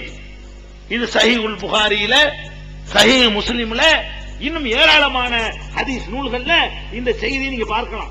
நான் எதுக்கு சொல்றேன்னு கேட்டா, இவர்கள் நல்லடியார்கள் என்று ரசூலுல்லாஹ் நினைக்கிறாங்க, அல்லாஹ் வந்து இல்லைங்கிறான். ரசூலுல்லாஹ்வுக்கு ஒரு ஆள் நல்லடியார்னு கண்டுபிடிக்க முடியல. வஹி அடிப்படையில் அறிவிச்சு கொடுத்தா சொல்லிவிடலாம். இந்த நேரம் அல்லாஹ்வுடைய அறிவு பிரகாரம். மற்றபடி மறுமையில் நிற்கும் பொழுது நம்மளோட இருந்த ஆட்களாச்சே, நம்ம ஃப்ரெண்டாச்சே, நம்ம தோழர்களாச்சேன்னு கூப்பிடுறாங்க. நம்பிராதே, நீங்க நல்லடியார கிடையாது, இவர்கள் அனுமதிக்க மாட்டோம். இது எதுக்கு நான் சொல்றேன்? பெருமானார் ஸல்லல்லாஹு அலைஹி வஸல்லம் அவர்களாகவே இருந்தாலும் இவர் நல்லவர், இவர் கெட்டவர் என்று தீர்மானிக்கிற ஆற்றலை அல்லாஹ் கொடுக்கவே இல்லை, ரசூலுல்லாஹ்வுக்கு கொடுக்கல. இன்னும் சொல்ல போனால் ஒரு தடவை சொல்றாங்க ரசூல் ஸல்லல்லாஹு அலைஹி வஸல்லம், மக்களே, மக்கள் முக்கியமான பாயிண்ட் கவனிக்கணும். மக்களை கூப்பிட்டு சொல்றாங்க, மக்களே, உங்களிலே 2 பேர் என்னிடத்தில் வழக்கு கொண்டு வருவீர்கள். 2 பேர் என்னிடத்தில் வழக்கை கொண்டு வருகிறீர்கள்.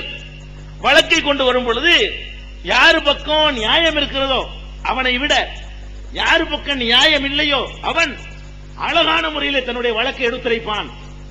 எந்த வழக்கு கொண்டு வருவீங்க? இவர் பக்கம் நியாயம் இருக்குது, இவர் பக்கம் நியாயம் இல்ல. நியாயம் இல்லாதவர் என்ன செய்வார்னு கேட்டா நல்ல வாதத்திறமை உள்ளவரா இருப்பாரு. நியாயம் உள்ளவர் ஒரு அப்பாவியா இருப்பாரு. நான் என்ன செய்வேன் தெரியுமா? நான் என்ன அல்லாவா? யாரு பக்கம் உண்மைன்னு எனக்கு தெரியுமா? உள்ளத்துல உள்ளதை எனக்கு கண்டுபிடிக்க முடியுமா? நான் என்ன செய்து விடுவேன்? யார் அழகான முறையில வாதத்தை எடுத்து வைத்தாரோ அவருக்கு சாதகமாக தீர்ப்பளித்து விடக்கூடிய ஒரு மனிதனை நான் சொல்றாங்க. நான் வெளிப்புறையா தான் பார்க்க முடியும். யார் உள்ளத்துல ஹக் இருக்குது, யார் உள்ளத்துல பாத்தில் இருக்குது. இந்த டியூட்டி எனக்கு தரப்படல, இந்த அதிகாரம் எனக்கு இல்ல. நான் உங்களை மாதிரியான ஒரு மனிதன். என்னிடத்துல நீங்கள் வழக்கு கொண்டு வந்தீர்களே, ஆனால் யார் சிறப்பாக வழக்கை எடுத்து வைக்கிறாரோ அவருக்கு சாதகமா அளித்து விடுவேன். ஆனால் ஒன்றை பயந்து கொள்ளுங்கள், அப்படி என்னை ஏமாற்றி நீங்கள் தீர்ப்பு பெற்றீர்களே, ஆனால் மறுமையிலே நரகத்தினுடைய ஒரு துண்டைத்தான் நீங்கள் என்னிடத்தில் பெறுகிறீர்கள், அங்கதான் மாட்டிக்கிறீங்க. என்னை ஏமாற்றி நீங்கள் தப்பான தீர்ப்பு பெற்றீர்களே, ஆனால் ஆகிரத்திலே மாற்றிக்கொள்வீர்கள் என்று எச்சரித்தார்களே தவிர துன்யாவுல ஏமாந்துருவேன் என்பதை ஒத்துக்கொண்டார்கள். துன்யாவுல நல்லவராக நடித்து ரசூலுல்லாவை ஏமாற்ற முடியும்.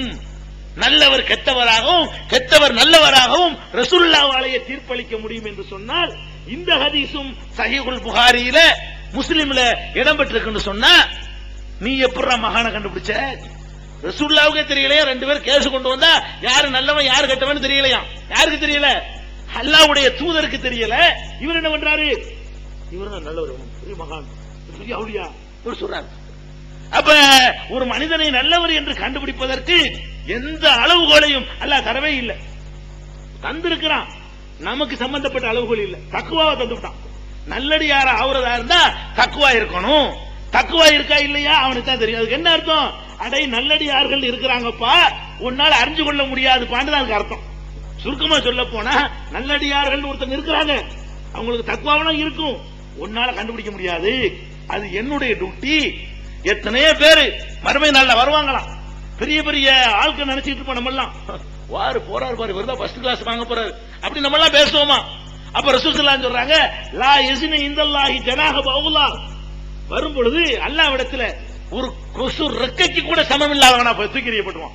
நம்ம நினைப்போம் அந்த உன அஜித் வர்றாரு, நம்ம ஊர் 40 வருஷமா அஜித்தா இருக்காரு, இவர் வர்றாரு ஃபர்ஸ்ட் கிளாஸ் கொடுக்க போறான் அப்படின்னு நம்ம நினைச்சிட்டு இருப்போமா? அப்ப பார்த்து என்ன செய்வான்? கொசு ரெக்கு இருக்க, அதுக்கு என்ன மரியாதை கொடுப்பிய? கொசுடைய ரெக்க ஒண்ணு கிடக்குது, எடுத்து பத்திரப்படுத்தி பரிசல் போட்டு வச்சுக்கிறீங்களா? இந்த கொசு ரெக்கையை விட மட்டமானவர்களாக அல்லாஹ்விடத்தில் நிறுத்தப்படக்கூடியவர்கள் இருப்பார்கள் என்று பெருமானார் ஸல்லல்லாஹு அலைஹி வஸல்லம் சொல்லி காட்டுறாங்க. அப்ப முதல்ல நீங்க விளங்கிக்கிறீங்க, எந்த ஒரு மனுஷனையும் நல்ல வேண்டு தீர்மானிக்கிற அதிகாரம் அந்த சக்தி எவனிடத்திலும் கிடையாது. நீ ஒருத்தனை நல்லடியார்னு சொன்னா உன்னை அல்லாஹ்வா நினைக்கிறேன்னு அர்த்தம். நீ உன்னையே அல்லாஹ்வுக்கு என்ன வச்சுக்கிட்ட? அவரை வைக்கிறது அல்ல. இப்ப நீ என்ன நினைக்கிற? நீ அல்லாஹ்வை வைக்கிற. அல்லாஹ் அளிக்கிற தீர்ப்பை நீ அளிக்கிற. அல்லாஹ் தான் ஒருவரை நல்லடியாரா கெட்டடியாரான்னு சொல்ல முடியும். நீ என்ன பண்ற? போடா, உனக்கு பண்ண முடியுமா? நீ என்ன சொல்ற? சவால் விடுற. பள்ளிவாசல் நின்று கொண்டு அல்லாவே உனக்கு மட்டும் தெரியும் நினைச்சிட்டு இருக்கிறியா? எனக்கு தெரியும்டா. யார் யார் நல்லவன் எனக்கு தெரியும், நல்லவன்ல ஃபர்ஸ்ட் குவாலிட்டி யாருன்னு எனக்கு தெரியும் அப்படின்னு ஒருத்தன் பேசுறான்னு சொன்னா இவன் தன்னையவே அல்லாஹ்வுக்கு இணை வச்சுக்கலையா? இவன் ஃபிரௌன் தான் நான் தான் அல்லாஹ்னு சொன்னான். ஆனா ரப்புக்குமுல் அலா, நான் தான் உங்களுடைய பெரிய இறைவன் என்று சொன்னான். முதல் விஷயம், அவுளியாண்டு யாரையும் நம்மால கணிக்கவே முடியாது, கண்டுபிடிக்க முடியாது. சரி, ஒருவன் இறைநேசன் என்று சொல்வதற்கு அவ்வளவு பெரிய இதெல்லாம் வேண்டியதில்லை.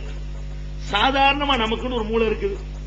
மனித தன்மைக்கு அப்பாற்பட்ட சில நிகழ்ச்சிகளை நம்ம கண்ணால பார்த்துப்பட்டு ஏமாந்தாலாவது அல்லாட்டை அங்கீகரிக்காட்டாலும் ஓரளவுக்கு ஏதோ ஒரு ஏத்துக்கிற அளவுக்காக இருக்கும், நம்புறதா இருக்கும். நீ ஒருத்தர் நல்லடியார்னு சொல்றியப்பா, அவர் காலத்தில் நீ வாழ்ந்தியா? அவரை நீ பார்த்திருக்கிறியா? அவர் என்னென்ன செஞ்சான்னு ஏதாவது இருக்குதா? முதல்ல அவருக்கு ஒழுங்கான வரலாறு இருக்குதா? நீ யார நல்லடியாருங்கிறியோ அவரை பத்தி சொல்றது கொஞ்சமா அறிவுக்கு பொருந்துதா? அவரை பத்தின வரலாறு எப்ப எழுதப்பட்டுச்சு அதையா சொல்லு. ஒரு அப்துல் காதர் ஜீலானின்னா அவர் மூத்தா போய் 300 வருஷத்துக்கு வேணா எழுதி வைப்பான். அவர் காலத்துல வாழ்ந்த எவனும் எழுதுறது கிடையாது. அவர் காலத்துல வாழ்ந்து எழுதுனதும் இருக்கிறது. அது இவங்களுக்கு மாத்தமா இருக்கு. நான் கடைசியா வர்றேன். அப்ப அப்துல் காதர் ஜீலானி வரலாறு எழுதுறவன் யாரு? போன வருஷம் பிறந்தவன், 50 வருஷம் முந்தினவன். இவன் எழுதுறான் 700 வருஷத்துக்கு முந்தி வாழ்ந்த ஒருத்தருடைய வரலாற இப்ப உட்கார்ந்து எழுதுறான். வரலாறு சொன்னா ஒரு கல்வெட்டு வச்சு எழுது, அந்த காலத்தில் எழுதி வச்ச குறிப்புகளை வச்சு எழுது, அவர் எழுதின நூல்கள்ல இருந்து ஆதாரம் காட்டி எழுது, அதுக்கு பேர் வரலாறு. இவங்க என்ன பண்ணிடுவாங்கன்னா, செத்து போன ஆட்களை பற்றி வரலாறு எழுதுறாங்க, என்ன வேண்டாலும் எழுதலாம், விட்டு அடிக்கலாம். வந்தா கேட்க போறான். இப்ப நானே வந்து நான் சொன்னா நம்ப மாட்டீங்க. இங்க உள்ள ஒரு பெரிய வயசான ஒருத்தர் இப்ப நானும் காந்தியும் ஒண்ணு அந்த வீட்டுல சாப்பிட்டோம்னா நம்புவான் நிறைய பேர். அந்த வயசுக்கு பொருத்தமான நம்பிடுவான். பார்த்து இருக்க வேண்டியது இல்ல. காந்திய வந்து மறுக்க போறாரு. இப்ப எந்த தைரியம்? கருணாநிதி அடிக்கடி மேடையில சொல்லுவார், மரணிக்கும் பொழுது காகிதம் இல்லத்து என் கையை பிடித்துக் கொண்டு காகிதம் இல்ல சொல்ல போறாரு. இப்ப வந்து காகிதம் இல்ல எந்திரிச்சு வந்து இது பொய்ன்னு சொல்ல போறாரா? அவர் மோத்த போயிட்டாரு. இவர் என்ன செய்வாரு? என் கையை பிடித்துக் கொண்டு இந்த சமுதாயத்தை உங்கள் கையில தான் ஒப்படைக்கிறேன் என்று காகிதம் இல்லத்து எங்க இடத்துல சொன்னார். ஏன் காகிதம் இல்லத்து இருக்கும்போது ஒரு நாள் இதை சொல்ல காணாம்? வணங்குதா? காகிதம் இல்லத்து மௌத்தா போய் இது வசதி. மூத்தா போகும்போது சொன்னார்னு சொன்னா என்ன வேணாலும் விட்டு அடிக்கலாம். இந்த மாதிரியாக இறந்து போனவர்களை பற்றி என்னத்தை வேண்டுமானாலும் சொல்லலாம். அந்த வசதியை பயன்படுத்தி கொண்டுதான் இந்த அவுலியாக்கள் பேர்ல கதை புனையப்பட்டிருக்கே தவிர வேற ஒரு பெரிய அளவுகள்ல உரசி பார்த்து இவர்கிட்ட தக்குவா இருக்குதா? முதல்ல நான் கேட்கிறேன், வெளிப்படையாக அவர்கிட்ட தீனு இஸ்லாம் இருந்துச்சு, அதையாச்சும் அறிஞ்சு சொன்னியா? அதாவது உள்ளத்துல உள்ளது தெரியலங்க. ஒரு இடத்துல தக்குவா இருந்தா வெளிப்படையான சில செயல்கள் இருக்கணும். வெளிப்படையா தக்குவாண்டா என்ன? உள்ளத்துல உள்ள அல்லாதிமா தொழுகை இருக்கணும், ரசூலுல்லாஹ்வுடைய சுன்னத்தை ஃபாலோ பண்ணணும், 100% முடிஞ்ச அளவுக்கு ஃபாலோ பண்ணணும், இஸ்லாத்தை பிரச்சாரம் பண்ணணும். இந்த மாதிரியான சில கண்டிஷன் இருக்குல்ல. அப்படியாச்சும் வாழ்ந்தார்னு வச்சு முடிவு செஞ்சாலாச்சும் கொஞ்சமாச்சும் மூட ஏத்துக்கணும். நீ அப்படியும் பார்த்தது இல்ல. என்ன கதை? அல்லாஹ்வுக்கு போட்டியா ஒரு ராஜாங்கம் நடத்தினதாக அவரை பத்தி எழுதி வச்சுக்கிறாங்க. அப்துல் காதர் ஜிலானி இருக்காரு, ராஜாமணி மாலை படிச்சிருக்கீங்களா? மொய்தீன் மாலை, ராஜாமணி மாலை, இந்த மாதிரி இந்த மாலை எழுதி வச்சுக்கிறாங்க. இது அவங்களுக்கு ஆதாரம். வேற குர்ஆன்ல எல்லாம் இவரை பத்தி ஒண்ணும் கிடையாது. இவரை பத்தி ஹதீஸ்ல எல்லாம் கிடையாது. நாலு இமாம்ங்கறாங்களே அவங்களுக்கு எல்லாம் பிந்தி வந்தாலே இவரை பத்தி அதுவும் கிடையாது. 700ல எழுதப்பட்ட நூல்கள்ல இவர் ஆகாவ கொண்டு எழுதப்பட்டிருக்காருன்னா அதுவும் கிடையாது. ஒரு தடவை சென்னையில இந்த மாதிரி அப்துல் காதர் ஜிலானி வரலாற்று விளக்க கூட்டம்னு போட்டிருந்தாங்க. சரின்னு சொல்லி ஏதாவது வரலாறு கிடைக்குமாக்குன்னு சொல்லி நானும் ஒத்துக்கிட்டு என்னிடத்துல வந்து கிட்டத்தட்ட 1000 வருஷத்துக்கு முந்தி, அதாவது ஹிஜ்ரி 150ல இருந்து ஹிஜ்ரி 1000 வரைக்கும் கிட்டத்தட்ட 850 வருஷ காலம் இதுல வந்த அத்தனை நூல்களுமே கம்ப்யூட்டர்ல இன்னைக்கு வந்துருச்சு, சீடி ஆயிடுச்சு. இந்த 1000 வருஷத்து நூல்கள் நம்மள்ட்ட இருக்க தைரியத்துல இவரை பத்தி நம்ம நிறைய ஆதார குறிப்புகள் எல்லாம் கிடைக்கும்னு சொல்லி அடிச்சு பார்த்தா இப்படி ஒரு ஆள் இருந்ததாவே காணோம். அந்த மாதிரி அதாவது 700ல காணா, ஹிஜ்ரி 800ல பாக்குறேன், 900ல வந்த கிதாபுகளை பாக்குறேன், 1000ல வந்த கிதாபுகள் எல்லாம் பற்றி பாக்குறேன், தப்சீர்கள்ல பாக்குறேன், வரலாறு நூல்ல பாக்குறேன். எல்லாம் இன்னைக்கு கம்ப்யூட்டர் யுகம். முஹிதீன் அடிச்சாது அப்படி இருந்தாலும் வேற வேற முஹிதீன் எல்லாம் வர்றாங்க. அப்துல் காதர் அடிச்சா வேற வேற அப்துல் காதர் எல்லாம் வர்றாங்க. ஜீலானி அடிச்சு பாக்குறேன், அப்படி தேடி பார்ப்போம். வேற எந்தெந்த ஜீலானியும் வர்றாங்க. இவரை பத்தி மொத்தத்துல கிட்டத்தட்ட ஒரு 6000 கிதாபுகள் மொத்தம் அந்த சீடியுடைய கணக்குல உள்ளது. அந்த 6000 கிதாபுகள்ல 2 கிதாபுகள்ல இவரை பத்தி சும்மா ஒரு லட்சத்துல ஒரு ஆள் பேசுவாங்கல்ல, அப்படி பேச்சு வருது. இது அப்துல் காதர் ஜிலானி. இவர் கிடைக்கிற வரலாறு இவ்வளவுதான். வரலாறுலாம் எங்க கிடைக்குது? இங்க சாகுல்ல மீது மண்டு சென்ஸ் தானே, திருவள்ளிக்கேணியில அண்டு சென்ஸ். இந்த சாகுல்ல மீது அந்த அண்டு சென்ஸ்க்கிறவன் அவன் ஒரு புஸ்தகம் போட்டான், முஹிதீன் மாலை, ராஜாமணி மாலை. அதுல அந்த கதைகளை எழுதி சின்ன பிள்ளைகள்ல அப்படி அதை விதைச்சு விட்டாங்க. இப்ப நான் சின்ன பிள்ளையா இருக்கும்போது முஹிதீன் மாலை படிச்சவன், ராஜாமணி மாலை படிச்சவன். அதுல என்னென்ன கதை வரும்? வயிற்றுக்குள்ள இருந்துகிட்டு திருடன் அடிச்ச கதை கேள்விப்பட்டிருக்கீங்களா? அவர் வயிற்றுல இருந்தாராம். அப்ப திருட வந்துட்டான வீட்டுக்குள்ள. வந்தவன பார்த்தாராம், திருட்டு போய் வந்துட்டு அம்மா மட்டும் இருக்கிறாங்க, தனியா இருக்கிறாங்க. என்னடா பண்றது பார்த்தாராம். உள்ள வயிற்றுக்குள்ள இருந்து கையை ஓங்கி விட்டாராம். உடனே திருடன் பரண்டானா. இது ஒரு கதை. இப்படி ஒரு அதிசயம் எழுதியிருந்தா எங்கேயாவது ரெக்கார்டு அந்த காலத்து கவர்மெண்ட் இஸ்லாமிய கவர்மெண்ட் நடக்குது, கவர்மெண்ட் ரெக்கார்ட்ல பதிவு பண்ணிருப்பாங்க. எவ்வளவு பெரிய ஆச்சரியம் இது! அரசாங்கத்தினுடைய ஆவணம், ஈராக்குடைய கவர்மெண்ட் ஆவணத்தில் உள்ளே இதை வந்து ரெக்கார்ட் பண்ணி வச்சிருப்பான். எப்படிப்பட்ட ஆச்சரியம் இது! ஒரு குழந்தை வயிற்றுக்குள்ள இருந்து கையை நீட்டிக்கிட்டு ஆளை பரட்டி அடிக்கிறது சின்ன விஷயமா? இந்த மாதிரியான இதெல்லாம் பாக்குறானா இருந்து செஞ்சிருப்பாரு. இதை தவிர உனக்கு என்னடா ஆகிறது? நீ மெம்பர்ல நின்று பேசுறிய, நீ 7 வருஷம் படிச்சு பாடத்திட்டத்தில் இருக்க கிதாபு, அந்த கிதாபுல எந்த கிதாபுல இதை படிச்சு சொல்லு பார்ப்போம். 7 வருஷம் மதரசாவுல ஓசூர் படிச்சிய எந்த கிதாபுல அப்துல் காதர் ஜிலானியை பத்தி நீ இந்த கதையை படிச்ச சொல்லு பார்ப்போம். நீ பாசில் பாக்கி படி, தேவமந்துக்கு போ. எந்த கிதாபுல இருக்கு? மதரசாவுல ஓதுன கிதாபுல இல்ல. இவனுக்கு ஜாகில்கள் இவன் சொல்லி கொடுத்தாங்களே இந்த சாவுல மீது, இதுல இந்த கதையை படிச்சுக்கிட்டு அதை மெம்பர்ல ஏறி வாந்தி எடுக்கிறான்னு சொன்னா இதுக்கு பேர் மார்க் அறிஞர்களா? அட மார்க்கம் சொன்னா குறைஞ்சபட்சம் நீ படிச்ச கிதாபுல இருந்து துருள் முக்தார்ல சொல்லு, நீ படிச்ச ஹிதாயாவுல இருந்து சொல்லு. நீ படிச்ச பத்துமையில இருந்து சொல்லு, நீ படிச்ச மகளில இருந்து சொல்லு. உனக்கு மதரசாவுல கூட ஓதி தராத குப்பையில இருந்து எடுத்து கொண்டாந்து வைத்துக் கொண்டு அப்துல் காதர் ஜிலானி தான் உலகத்துல பெரிய மகானு, அவருடைய விலாயத்து கியாமத் வரைக்கும், விலாயத் வர்ற 2வது விலாயத்து கண்டினியூ தொடர்தான் கியாமத் வரைக்கும் என்று பேசுகிற அளவுக்கு கூறு கட்டு போய் இருந்தா என்ன செய்யறது? எந்த ஊரையும் நான் பார்க்கல. மௌலவிமார்கள் மேடையில் நின்று கொண்டு சிறுக்கு ஆதரிக்கிற ஒரு கூத்து உலகத்துல இங்க நான் பார்க்கல, கேள்விப்பட. அவ்வளவு கீழ்த்தரமான முறையில பள்ளி அல்லாவை அழைக்க வேண்டிய பள்ளி வாசல்கள்ல சிறுக்குக்கு அறைகோல் விடப்படுகிறது. இன்னும் சொல்ல போனா ஒரு கிளவி வந்துச்சான், இந்த மாலையில உள்ளதான் சொல்றேன். அப்துல் காதர் ஜிலானி வந்து என் மகன் இறந்து போயிட்டான், என் மகன் இறந்து போயிட்டான் அப்படியா அப்படின்னு சொல்லி எட்டி பார்த்தானா. ராத்திரி தான் மூத்த போயிருக்காரு. எட்டி பார்த்தா இஸ்ராயல் இருக்காருல்ல, அவர் உசுரையெல்லாம் அள்ளி கொண்டு போயிட்டு இருக்கிறார் ஒரு கூடையில போட்டு. ஆமா, இப்படி எட்டி பாக்குறாரு, எல்லா உசுரையும் கொண்டு போறாரு. இவர் இங்க இருந்து சவுண்ட் கொடுக்கிறாரு, ஓ இஸ்ராயல், இந்த கிழவி மகனை நீ வந்துட்டு போறியா, அந்த ஒரு உயிரை மட்டும் விட்டுட்டு போ அப்படிங்கிறார் அவரு. இவர் என்ன சொல்றாரு, இஸ்ராயலு அதெல்லாம் முடியாது, அல்லாவுடைய உத்தரவு அடக்க போறாரு, இப்ப உருளையா இல்லையா, முடியாது. உடனே நினைச்சாரு, ஒரு கயிறு வச்சிருந்தாராம், கயிற்ற சுழட்டி அடிச்சாராம். அடிச்சவன இஸ்ராயல் காலில் மாட்டிருச்சான். ஒரு வெட்டு வெட்டினார் அவரை, கூடையில உள்ள எல்லா உசுரையும் கொட்டி விட்டாரா, உழுதுருச்சான். அன்னைக்கு ராத்திரி மூத்தா போன எல்லாரும் முடிச்சுட்டாங்க. வெறுங்குடையை கொண்டு அல்லாட்ட போனாராம். பாருங்க இவங்க அப்துல் காதர் ஜிலானி, இவர் தான் அப்துல் காதர் ஜிலானி. அல்லாட்ட கொண்டு போனாராம். யாரு? இஸ்ராயல்.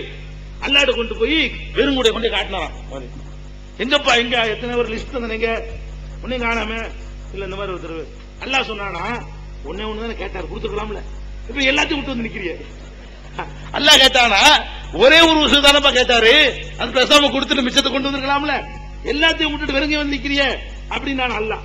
இப்ப இதுல என்ன விளங்குது, அல்லாவையும் ஓவர் டேக் பண்ணக்கூடிய ஒரு என்ன விளங்குதுன்னா, அல்லாஹ் சரணாகதி இருக்கான்ல, அந்த ஆள் கேட்கிற அவர்கிட்ட போய் நான் மோத முடியுமா, எப்படிப்பட்ட ஆள் அவரு, நீ அவரு கேட்கும் விடாம என்ன சண்டை உண்டாக்கி பாக்குற 2 பேருக்கு மத்தியில அப்படின்னு அல்லாஹ் சரணாகதி ஆகுறான்னா, இப்படி எழுதி வச்சுக்கிறானோ கதை அப்துல் காதர் ஜிலானி பேர்ல.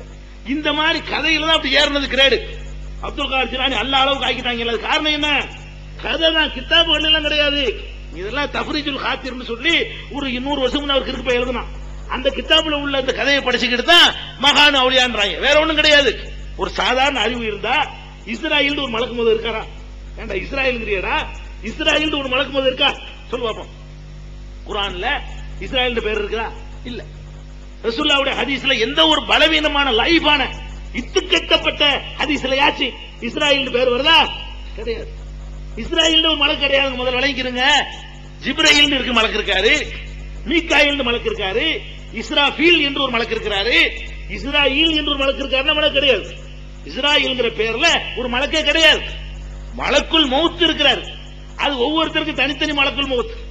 ஏன் உசுர வாங்குறதுக்கு ஒரு தனியா வாங்குவாரு. ஒரு ஆளை முட்டு பேரையும் கொண்டு அல்லாஹ் செய்யற வேலை செய்ய முடியாது மலக்கு. ஒரு ஆளை எல்லாத்தையும் எடுத்துட்டு போற மாதிரி அதிகாரம் எல்லாம் கொடுக்கல. எனக்குன்னு ஒருத்தர் நியமிச்சு வச்சிருக்கான், டயத்தை கொடுத்து, ஏன் டயம் முடிஞ்சு ஓடி போற, அதான் ஒரு டியூட்டி. அந்த ஒரு வேலை தான் அவருக்கு. ஏன் மலக்குல் மௌத் வேற, உங்க மலக்குல் மௌத் வேற.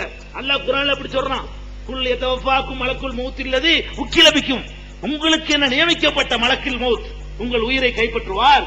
உங்களுக்கு என நியமிக்கப்பட்ட மலக்கு உங்கள் உயிரை கைப்பற்றுவார். மௌத்துடைய மலக்குகள் கோடிக்கணக்கில் நிறைய இருக்கிறார்கள் என்பதற்கு அல்லதீன ததவஃபாஹுமுல் மலாயிகத்து, மலாயிகத்துகள் உயிர்களை கைப்பற்றுவார்கள் அல்லாஹ் சொல்லி காட்டுறான். ஒரு பன்மையா சொல்றான். அப்ப அப்படி ஒண்ணே கிடையாது. இந்த அறிவு இருந்திருந்தா இந்த கதை பொய்ன்னு விளங்கிருக்கலாம்ல. இஸ்ராயல் விளங்கி இருக்கணும். அப்ப செத்து போன ஆளை எல்லாம் உசுராக்கிடுவாரு. கொஞ்சம் மூளை இருந்தா அவர் ஏன்டா செத்தார் சொல்ற, கிளவி மோகனை மீட்டு கொடுத்தவரு ஏன் இப்ப இல்லங்கிற, அவர் ஏன் செத்தாரு? இப்ப எங்க அவரு கபரு தானே கட்டி வச்சுக்கிற, அவர் கபரை கட்டி வச்சுக்கிறியா கட்டி வைக்கலையா? நீ யாருடைய உயிரை மீட்டு கொடுத்தாங்கிறதுல பெரிய ஆதாரம் காட்டிய, அவரை கொண்டே புதைச்சு இப்ப கட்டி வச்சிருக்கிற, அதுக்கு என்ன சொல்ற? அவர் மௌத்தா போயிட்டாரு. அப்ப அவர் மௌத்தா போனதுல அவருக்கு ஆதாரம் இல்லையா? அவர் மீட்டு கொடுத்துட்டாராம். அதே மாதிரி வந்துகிட்டு 12 வருஷத்துக்கு முந்தி மூழ்கி போச்சா ஒரு கப்பல், அதை மீட்டு கொடுத்தாரு. அப்படியே சரக்கூட மூழ்கி போச்சா, அப்படியே மொய்தி மாலையில வந்து முறையிட்ட உடனே அப்படியே பார்த்தாரா, அந்த கப்பல் அப்படி கிளந்து வந்துச்சான், மேல அப்படி வந்துச்சான், தன்னால வந்து இணைஞ்சிருச்சான், கரை வந்துருச்சான். அந்த சரக்குகளோட அந்த ஆட்களோட எல்லாரும் சேர்ந்தாங்க. இந்த மாதிரியான கதைகள். அதே மாதிரி மேராஜுக்கு ரசூலுல்லாஹ் போனாங்கல்ல, அதுக்கு ஒரு கதை. ரசூலுல்லாஹ் மேராஜுக்கு போனாங்களாம். போன உடனே அல்லாஹ்ட்ட உரையாடுறாங்களாம். உரையாடும் அல்லாஹ் சொன்னானா, சத்தம் போடாத, அல்லாஹ் சொன்னானா ரசூலுல்லாஹ்ட்ட. மேராஜ்ல ரசூலுல்லாஹ்ட்ட பேசிக்கிட்டு இருக்கும் அல்லாஹ் என்ன சொன்னா, என்னத்துக்கு ரசூல்லா கேக்குறாங்களாம். குழந்தை மொய்தீன் தூங்குறாருல, மொய்தீன் அப்துல் காதர் ஜிலானி தூங்குறாராம். தூக்கத்துக்கு இடைஞ்சல் பண்ணாத, அல்லாஹ்வுடைய மகன்ங்கறாங்க. விஷயம் என்னன்னு கேட்டா, அல்லாஹ்வுடைய இடத்துல தொட்டில தூங்கிட்டு இருக்கிறான்னு என்ன அர்த்தம்? அல்லாஹ்வுக்கு மகன். கிறிஸ்தவர்கள் எப்படி ஈசாவை அல்லாஹ்வுடைய மகன் என்று சொன்னார்களோ அது மாதிரி என்னை புகழாதீர்கள் சொன்ன ஒரு மார்க்கத்துல இவங்க என்ன செய்யறாங்க? இவருக்கு அல்லாஹ் தொட்டி கட்டி போட்டு ஆட்டிட்டு உட்கார்ந்துருக்கான். இவர் பிறக்கிறதுக்கு முன்னாடியே, இவர் ஹிஜ்ரி 700ல பிறக்கிறாரு, ரசூலுல்லாஹ்வுக்கு 700 வருஷம் பிந்தி பிறக்கிறாரு. ரசூலுல்லாஹ் போகும்போதே ஒரு தொட்டில ஆடிட்டு இருக்கிறாருன்னா என்ன அர்த்தம்? அப்ப ஒரு மனிதன் மீது பிற மதத்தை இந்த மாதிரி கதைகள் தான் உங்களுக்கு ஆதாரம் என்று சொன்னால், இதை விட கோடிக்கணக்கான கதைகள் நம்ம சகோதரர்களாகிய இந்து சகோதரர்களுடைய புராணங்கள்ல இருக்கு. அதுக்கு போயிருக்க இங்க இருக்காது, இதெல்லாம் தாண்டி இருக்குது. என்னடா இது, இந்த கதைகள் தான் இஸ்லாம் நினைச்சுன்னு சொன்னா இதுக்கு மேல இருக்குது. இதுக்கு மேல என்னென்னமோலாம் இருக்குது. மீன் குழந்தை உண்டானது இருக்குது, மீன் மனுஷனை பெற்றெடுத்தது இருக்குது, அது மாதிரி ஒரு குரங்கு மலையை தூக்கிட்டு போன மாதிரி கதைகள் இருக்குது, நிறைய இருக்குது. அது நம்ம இன்னொரு மதத்தை விமர்சிக்க முடியாது. உனக்கு இது மாதிரியான அற்புத கதைகள் வேணும்னு சொன்னா வரக்கத்தா இருக்குது. போ, இங்க விட்டு வெளியேறி போய் அப்படிப்பட்டது தேர்ந்தெடுத்துட்டு போ. உனக்கு மார்க்க வேணும்னு சொன்னா குர்ஆனின் பக்கம் வா. நபிகள் நாயகம் போட்டி போட்டா ஜெயிப்பா? நான் கேட்கிறேன். இந்த கதைகளை கொண்டுட்டு போய் கிருபானந்த வாரியரோட உட்கார வச்சா இவன் ஜெயிப்பானா? இவன் 4 தானங்க சொல்லுவான், அவர் 4000 சொல்லுவாரு. இப்ப கிருபானந்த வாரியார சொன்னா அவர் என்ன செய்வாரு? அவர் ராமனுக்கு 4000 சொல்லுவாரு, கிருஷ்ணனுக்கு இது மாதிரி 4000 சொல்லுவாரு. அப்படி ஒவ்வொருத்தருக்கும் 4000 சொல்லுவாரு. ஒண்ணுங்களா போயிருவானே, புஷ்னு போயிரும். அப்ப இந்த கதைகள் கற்பனைகள் எல்லாம் ஒரு லிமிட்டோட நிறுத்தி நம்ம எடுக்கக்கூடாது. இது மாதிரியான கட்டுக்கதைகள் சாவுலங்கிறாங்க. இவர் என்ன, இவர் பெரிய அவுளியா. என்னடா அவுளியா? அந்த உங்க பகுதி தென்காசி, உங்க மாவட்டம் தானது. தென்காசிக்கு வந்தாராம் இவர் சீடர்களோட. பாருங்க அவுளியாவை பாருங்க. தென்காசிக்கு சீடர்களோட வர்றாராம். சீடர்களோட வந்த உடனே அங்க உள்ள மாட்டெல்லாம் முடிஞ்சா யார் விட்டுமா, கோயில் மாட்டு இருக்கு, அதை எடுத்து தின்னுட்டாங்க. யாரு? இவற்றை பயிற்சி எடுத்த சீடர்கள் எப்படி இருந்திருக்காங்க? சாவுல மீது அவுளியாட்ட பயிற்சி எடுத்த சீடர்கள் எப்படி இருந்திருக்காங்கன்னு கேட்டா, கோயிலுக்கு சொந்தமான மாடு நின்று இருக்குங்க தென்காசியில. இது கஞ்சுல் கராமாத்துல உள்ளது. கதையா சொல்றேன், இருக்குதுன்னு சொல்றேன். மூலது கிதாபும் இருக்குது. கஞ்சுல் கராமாத்துல தமிழ்லயும் போட்டுருக்காங்க, அதுல இருக்குது. தென்காசி கோயில்ல உள்ள மாட்டை அடிச்சு சாப்பிட்டு போட்டாங்க. விடுவாங்களா? எல்லாம் திறன்னு வந்துட்டாங்களாம். உடனே இவர் என்ன பண்ணாராம், இந்த திண்டுட்டு போட்ட எலும்புலாம் இருக்கும்ல, அதெல்லாம் அள்ளி கூட்டி வச்சுக்கிட்டு கும்பி எதிரில்லா அல்லாவுடைய உத்தரவோட எந்திரிட்டாராம். உடனே மாடை எந்திரிச்சுட்டான், புடிச்சிட்டு போயிட்டாராம். அப்ப ஹராமான பொருளை திண்டா அல்லாவுடைய துவா ஏற்றுக்கொள்ளப்படாதுன்னு ரசூலுல்லாஹ் சொல்றாங்க. இவர் இன்னொருத்த மாட்டை திங்கிறதுக்கு முன்னாடி யோசிக்கணும், அடுத்த மாட்டை சாப்பிடலாமா? அது கோயில் மாடா இருக்கட்டும், வேற எவன் மாடா இருக்கட்டும், நமக்கு ஹராமா நம்ம காசு கொடுத்து வாங்கி செய்யலாம், நமக்கு அன்பளிப்பு வந்தா திங்கலாம். அந்த மாடு நிக்கிற யாரு விட்டு மாடு தொடலாமா, நமக்கு ஹலாலான்னு பார்க்காம இவர் எடுத்து தின்பாரா? அப்படி திங்கிற அளவுக்கு சக்தி உள்ளவர் முதல்ல உண்டாக்கி கொடுத்துட வேண்டியான. முதல்ல திங்கிறதுக்கு முன்னாடி மண்ணள்ளி போட்டு ஒரு மாட்டை செஞ்சு உண்டாக்கி கொடுத்துடலாம்லங்க. அப்ப இவங்க என்ன சொல்ல வர்றாங்க? நீ அக்கிரமம் பண்ணிக்க, அக்கிரமம் பண்ணிக்கிட்டு அவுளியாவா இருக்கலாம். இவங்க சொல்ற பாடம் என்ன? நீ அடுத்த கொஞ்சம் தின்னுட்டு மகானா இருக்கலாம். அதுக்கு இந்த கதையில இருந்து கிடைக்கிற பாடம் என்ன? இன்னொருத்தன் தின்னுட்டு மகானா இருக்கலாம். பாபர் சாப்பிட சேவ் பண்ணிட்டு இருந்தாராம். அப்ப என்ன செஞ்சாராம், கண்ணாடி, அந்த காலத்துல கண்ணாடி எல்லாம் மாட்டி வச்சிருக்க மாட்டாங்க, நம்ம தான் கண்ணாடி கையில வச்சிருக்கணும். அவர் பாபர் சாப் சேவ் பண்ணிட்டு இருந்தாருன்னா கண்ணாடியை உட்காந்து பிடிச்சிக்கிட்டு நம்ம அந்த மாதிரி கண்ணாடி வச்சுட்டு இருந்தாராம். அப்ப திடீர்னு என்ன செஞ்சாராம், கண்ணாடி விட்டு எரிஞ்சாராம். அப்ப என்னப்பா எறிய கொஞ்ச நேரம் இருந்துட்டு பார்த்தா பெரிய கூட்டமே வருதாங்க. என்னடான்னு கேட்டா கப்பல் ஒட்டையாச்சான். ஒரு பிரயாணம் வந்தவங்களுக்கு அவங்க சாவுல மீது கூப்பிட்டாங்களாம். இவருக்கு இது விளங்கிருச்சான்.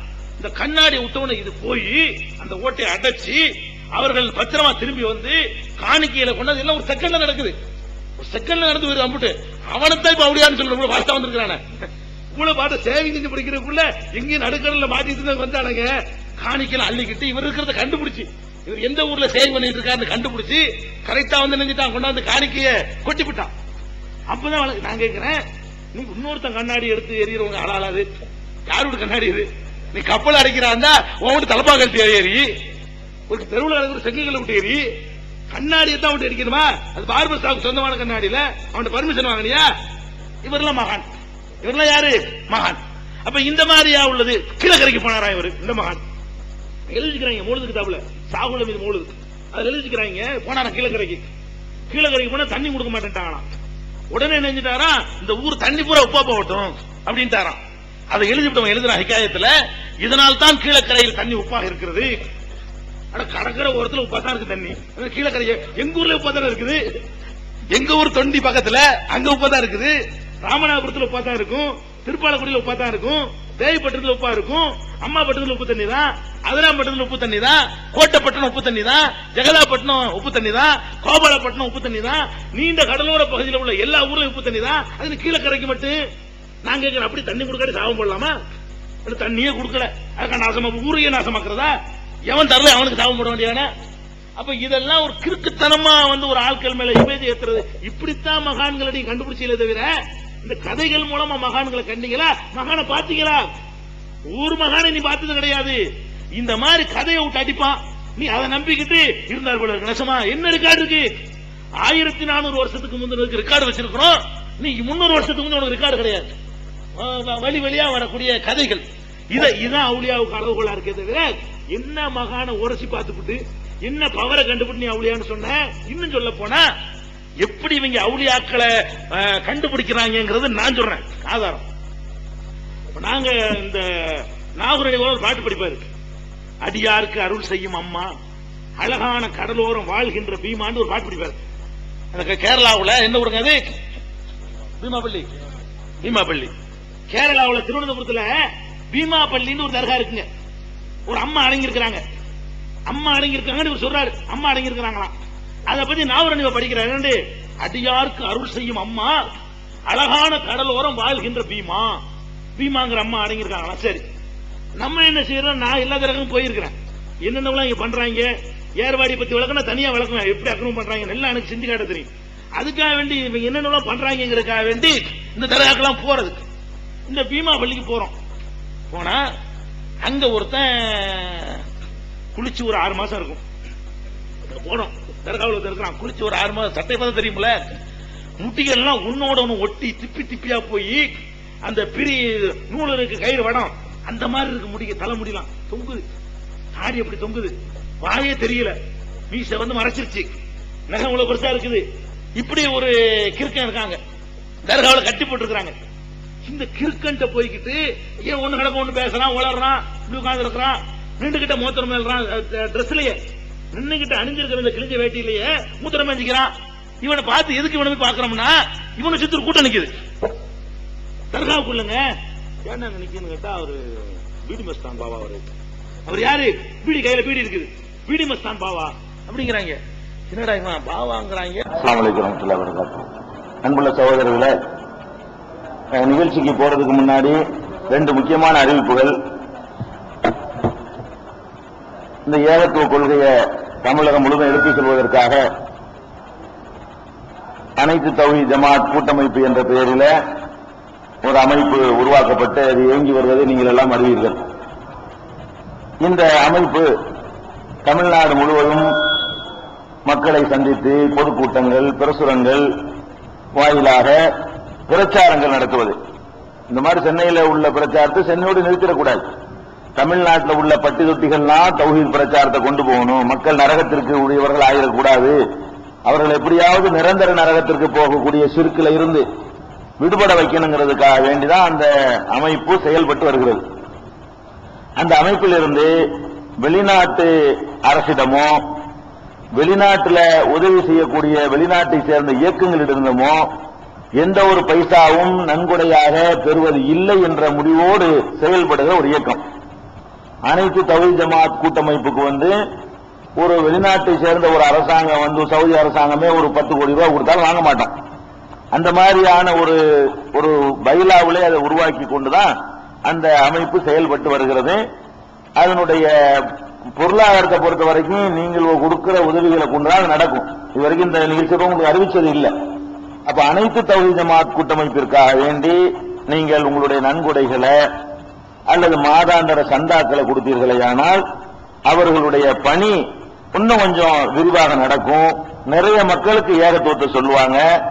அதனுடைய கணக்குகள்லாம் முறையாக பராமரிக்கப்பட்டு வருகிறது. எப்ப வேண்டாலும் பொருளாளர் அன்வர் பாஷா அவர்களிடத்துல நீங்கள் கணக்கு கேட்கலாம்.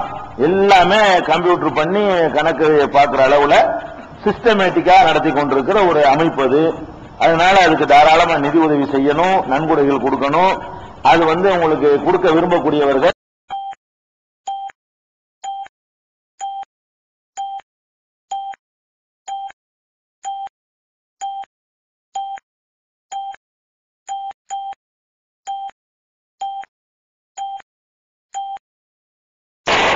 இந்த நிகழ்ச்சியை பற்றிய உங்கள் விமர்சனங்களையும் உங்கள் விளம்பரங்களையும் நீங்கள் அனுப்ப வேண்டிய முகவரி மீடியா வேர்ல்ட் 81 அங்கப்பந்தரு சென்னை 1 ஃபோன் 52117635220697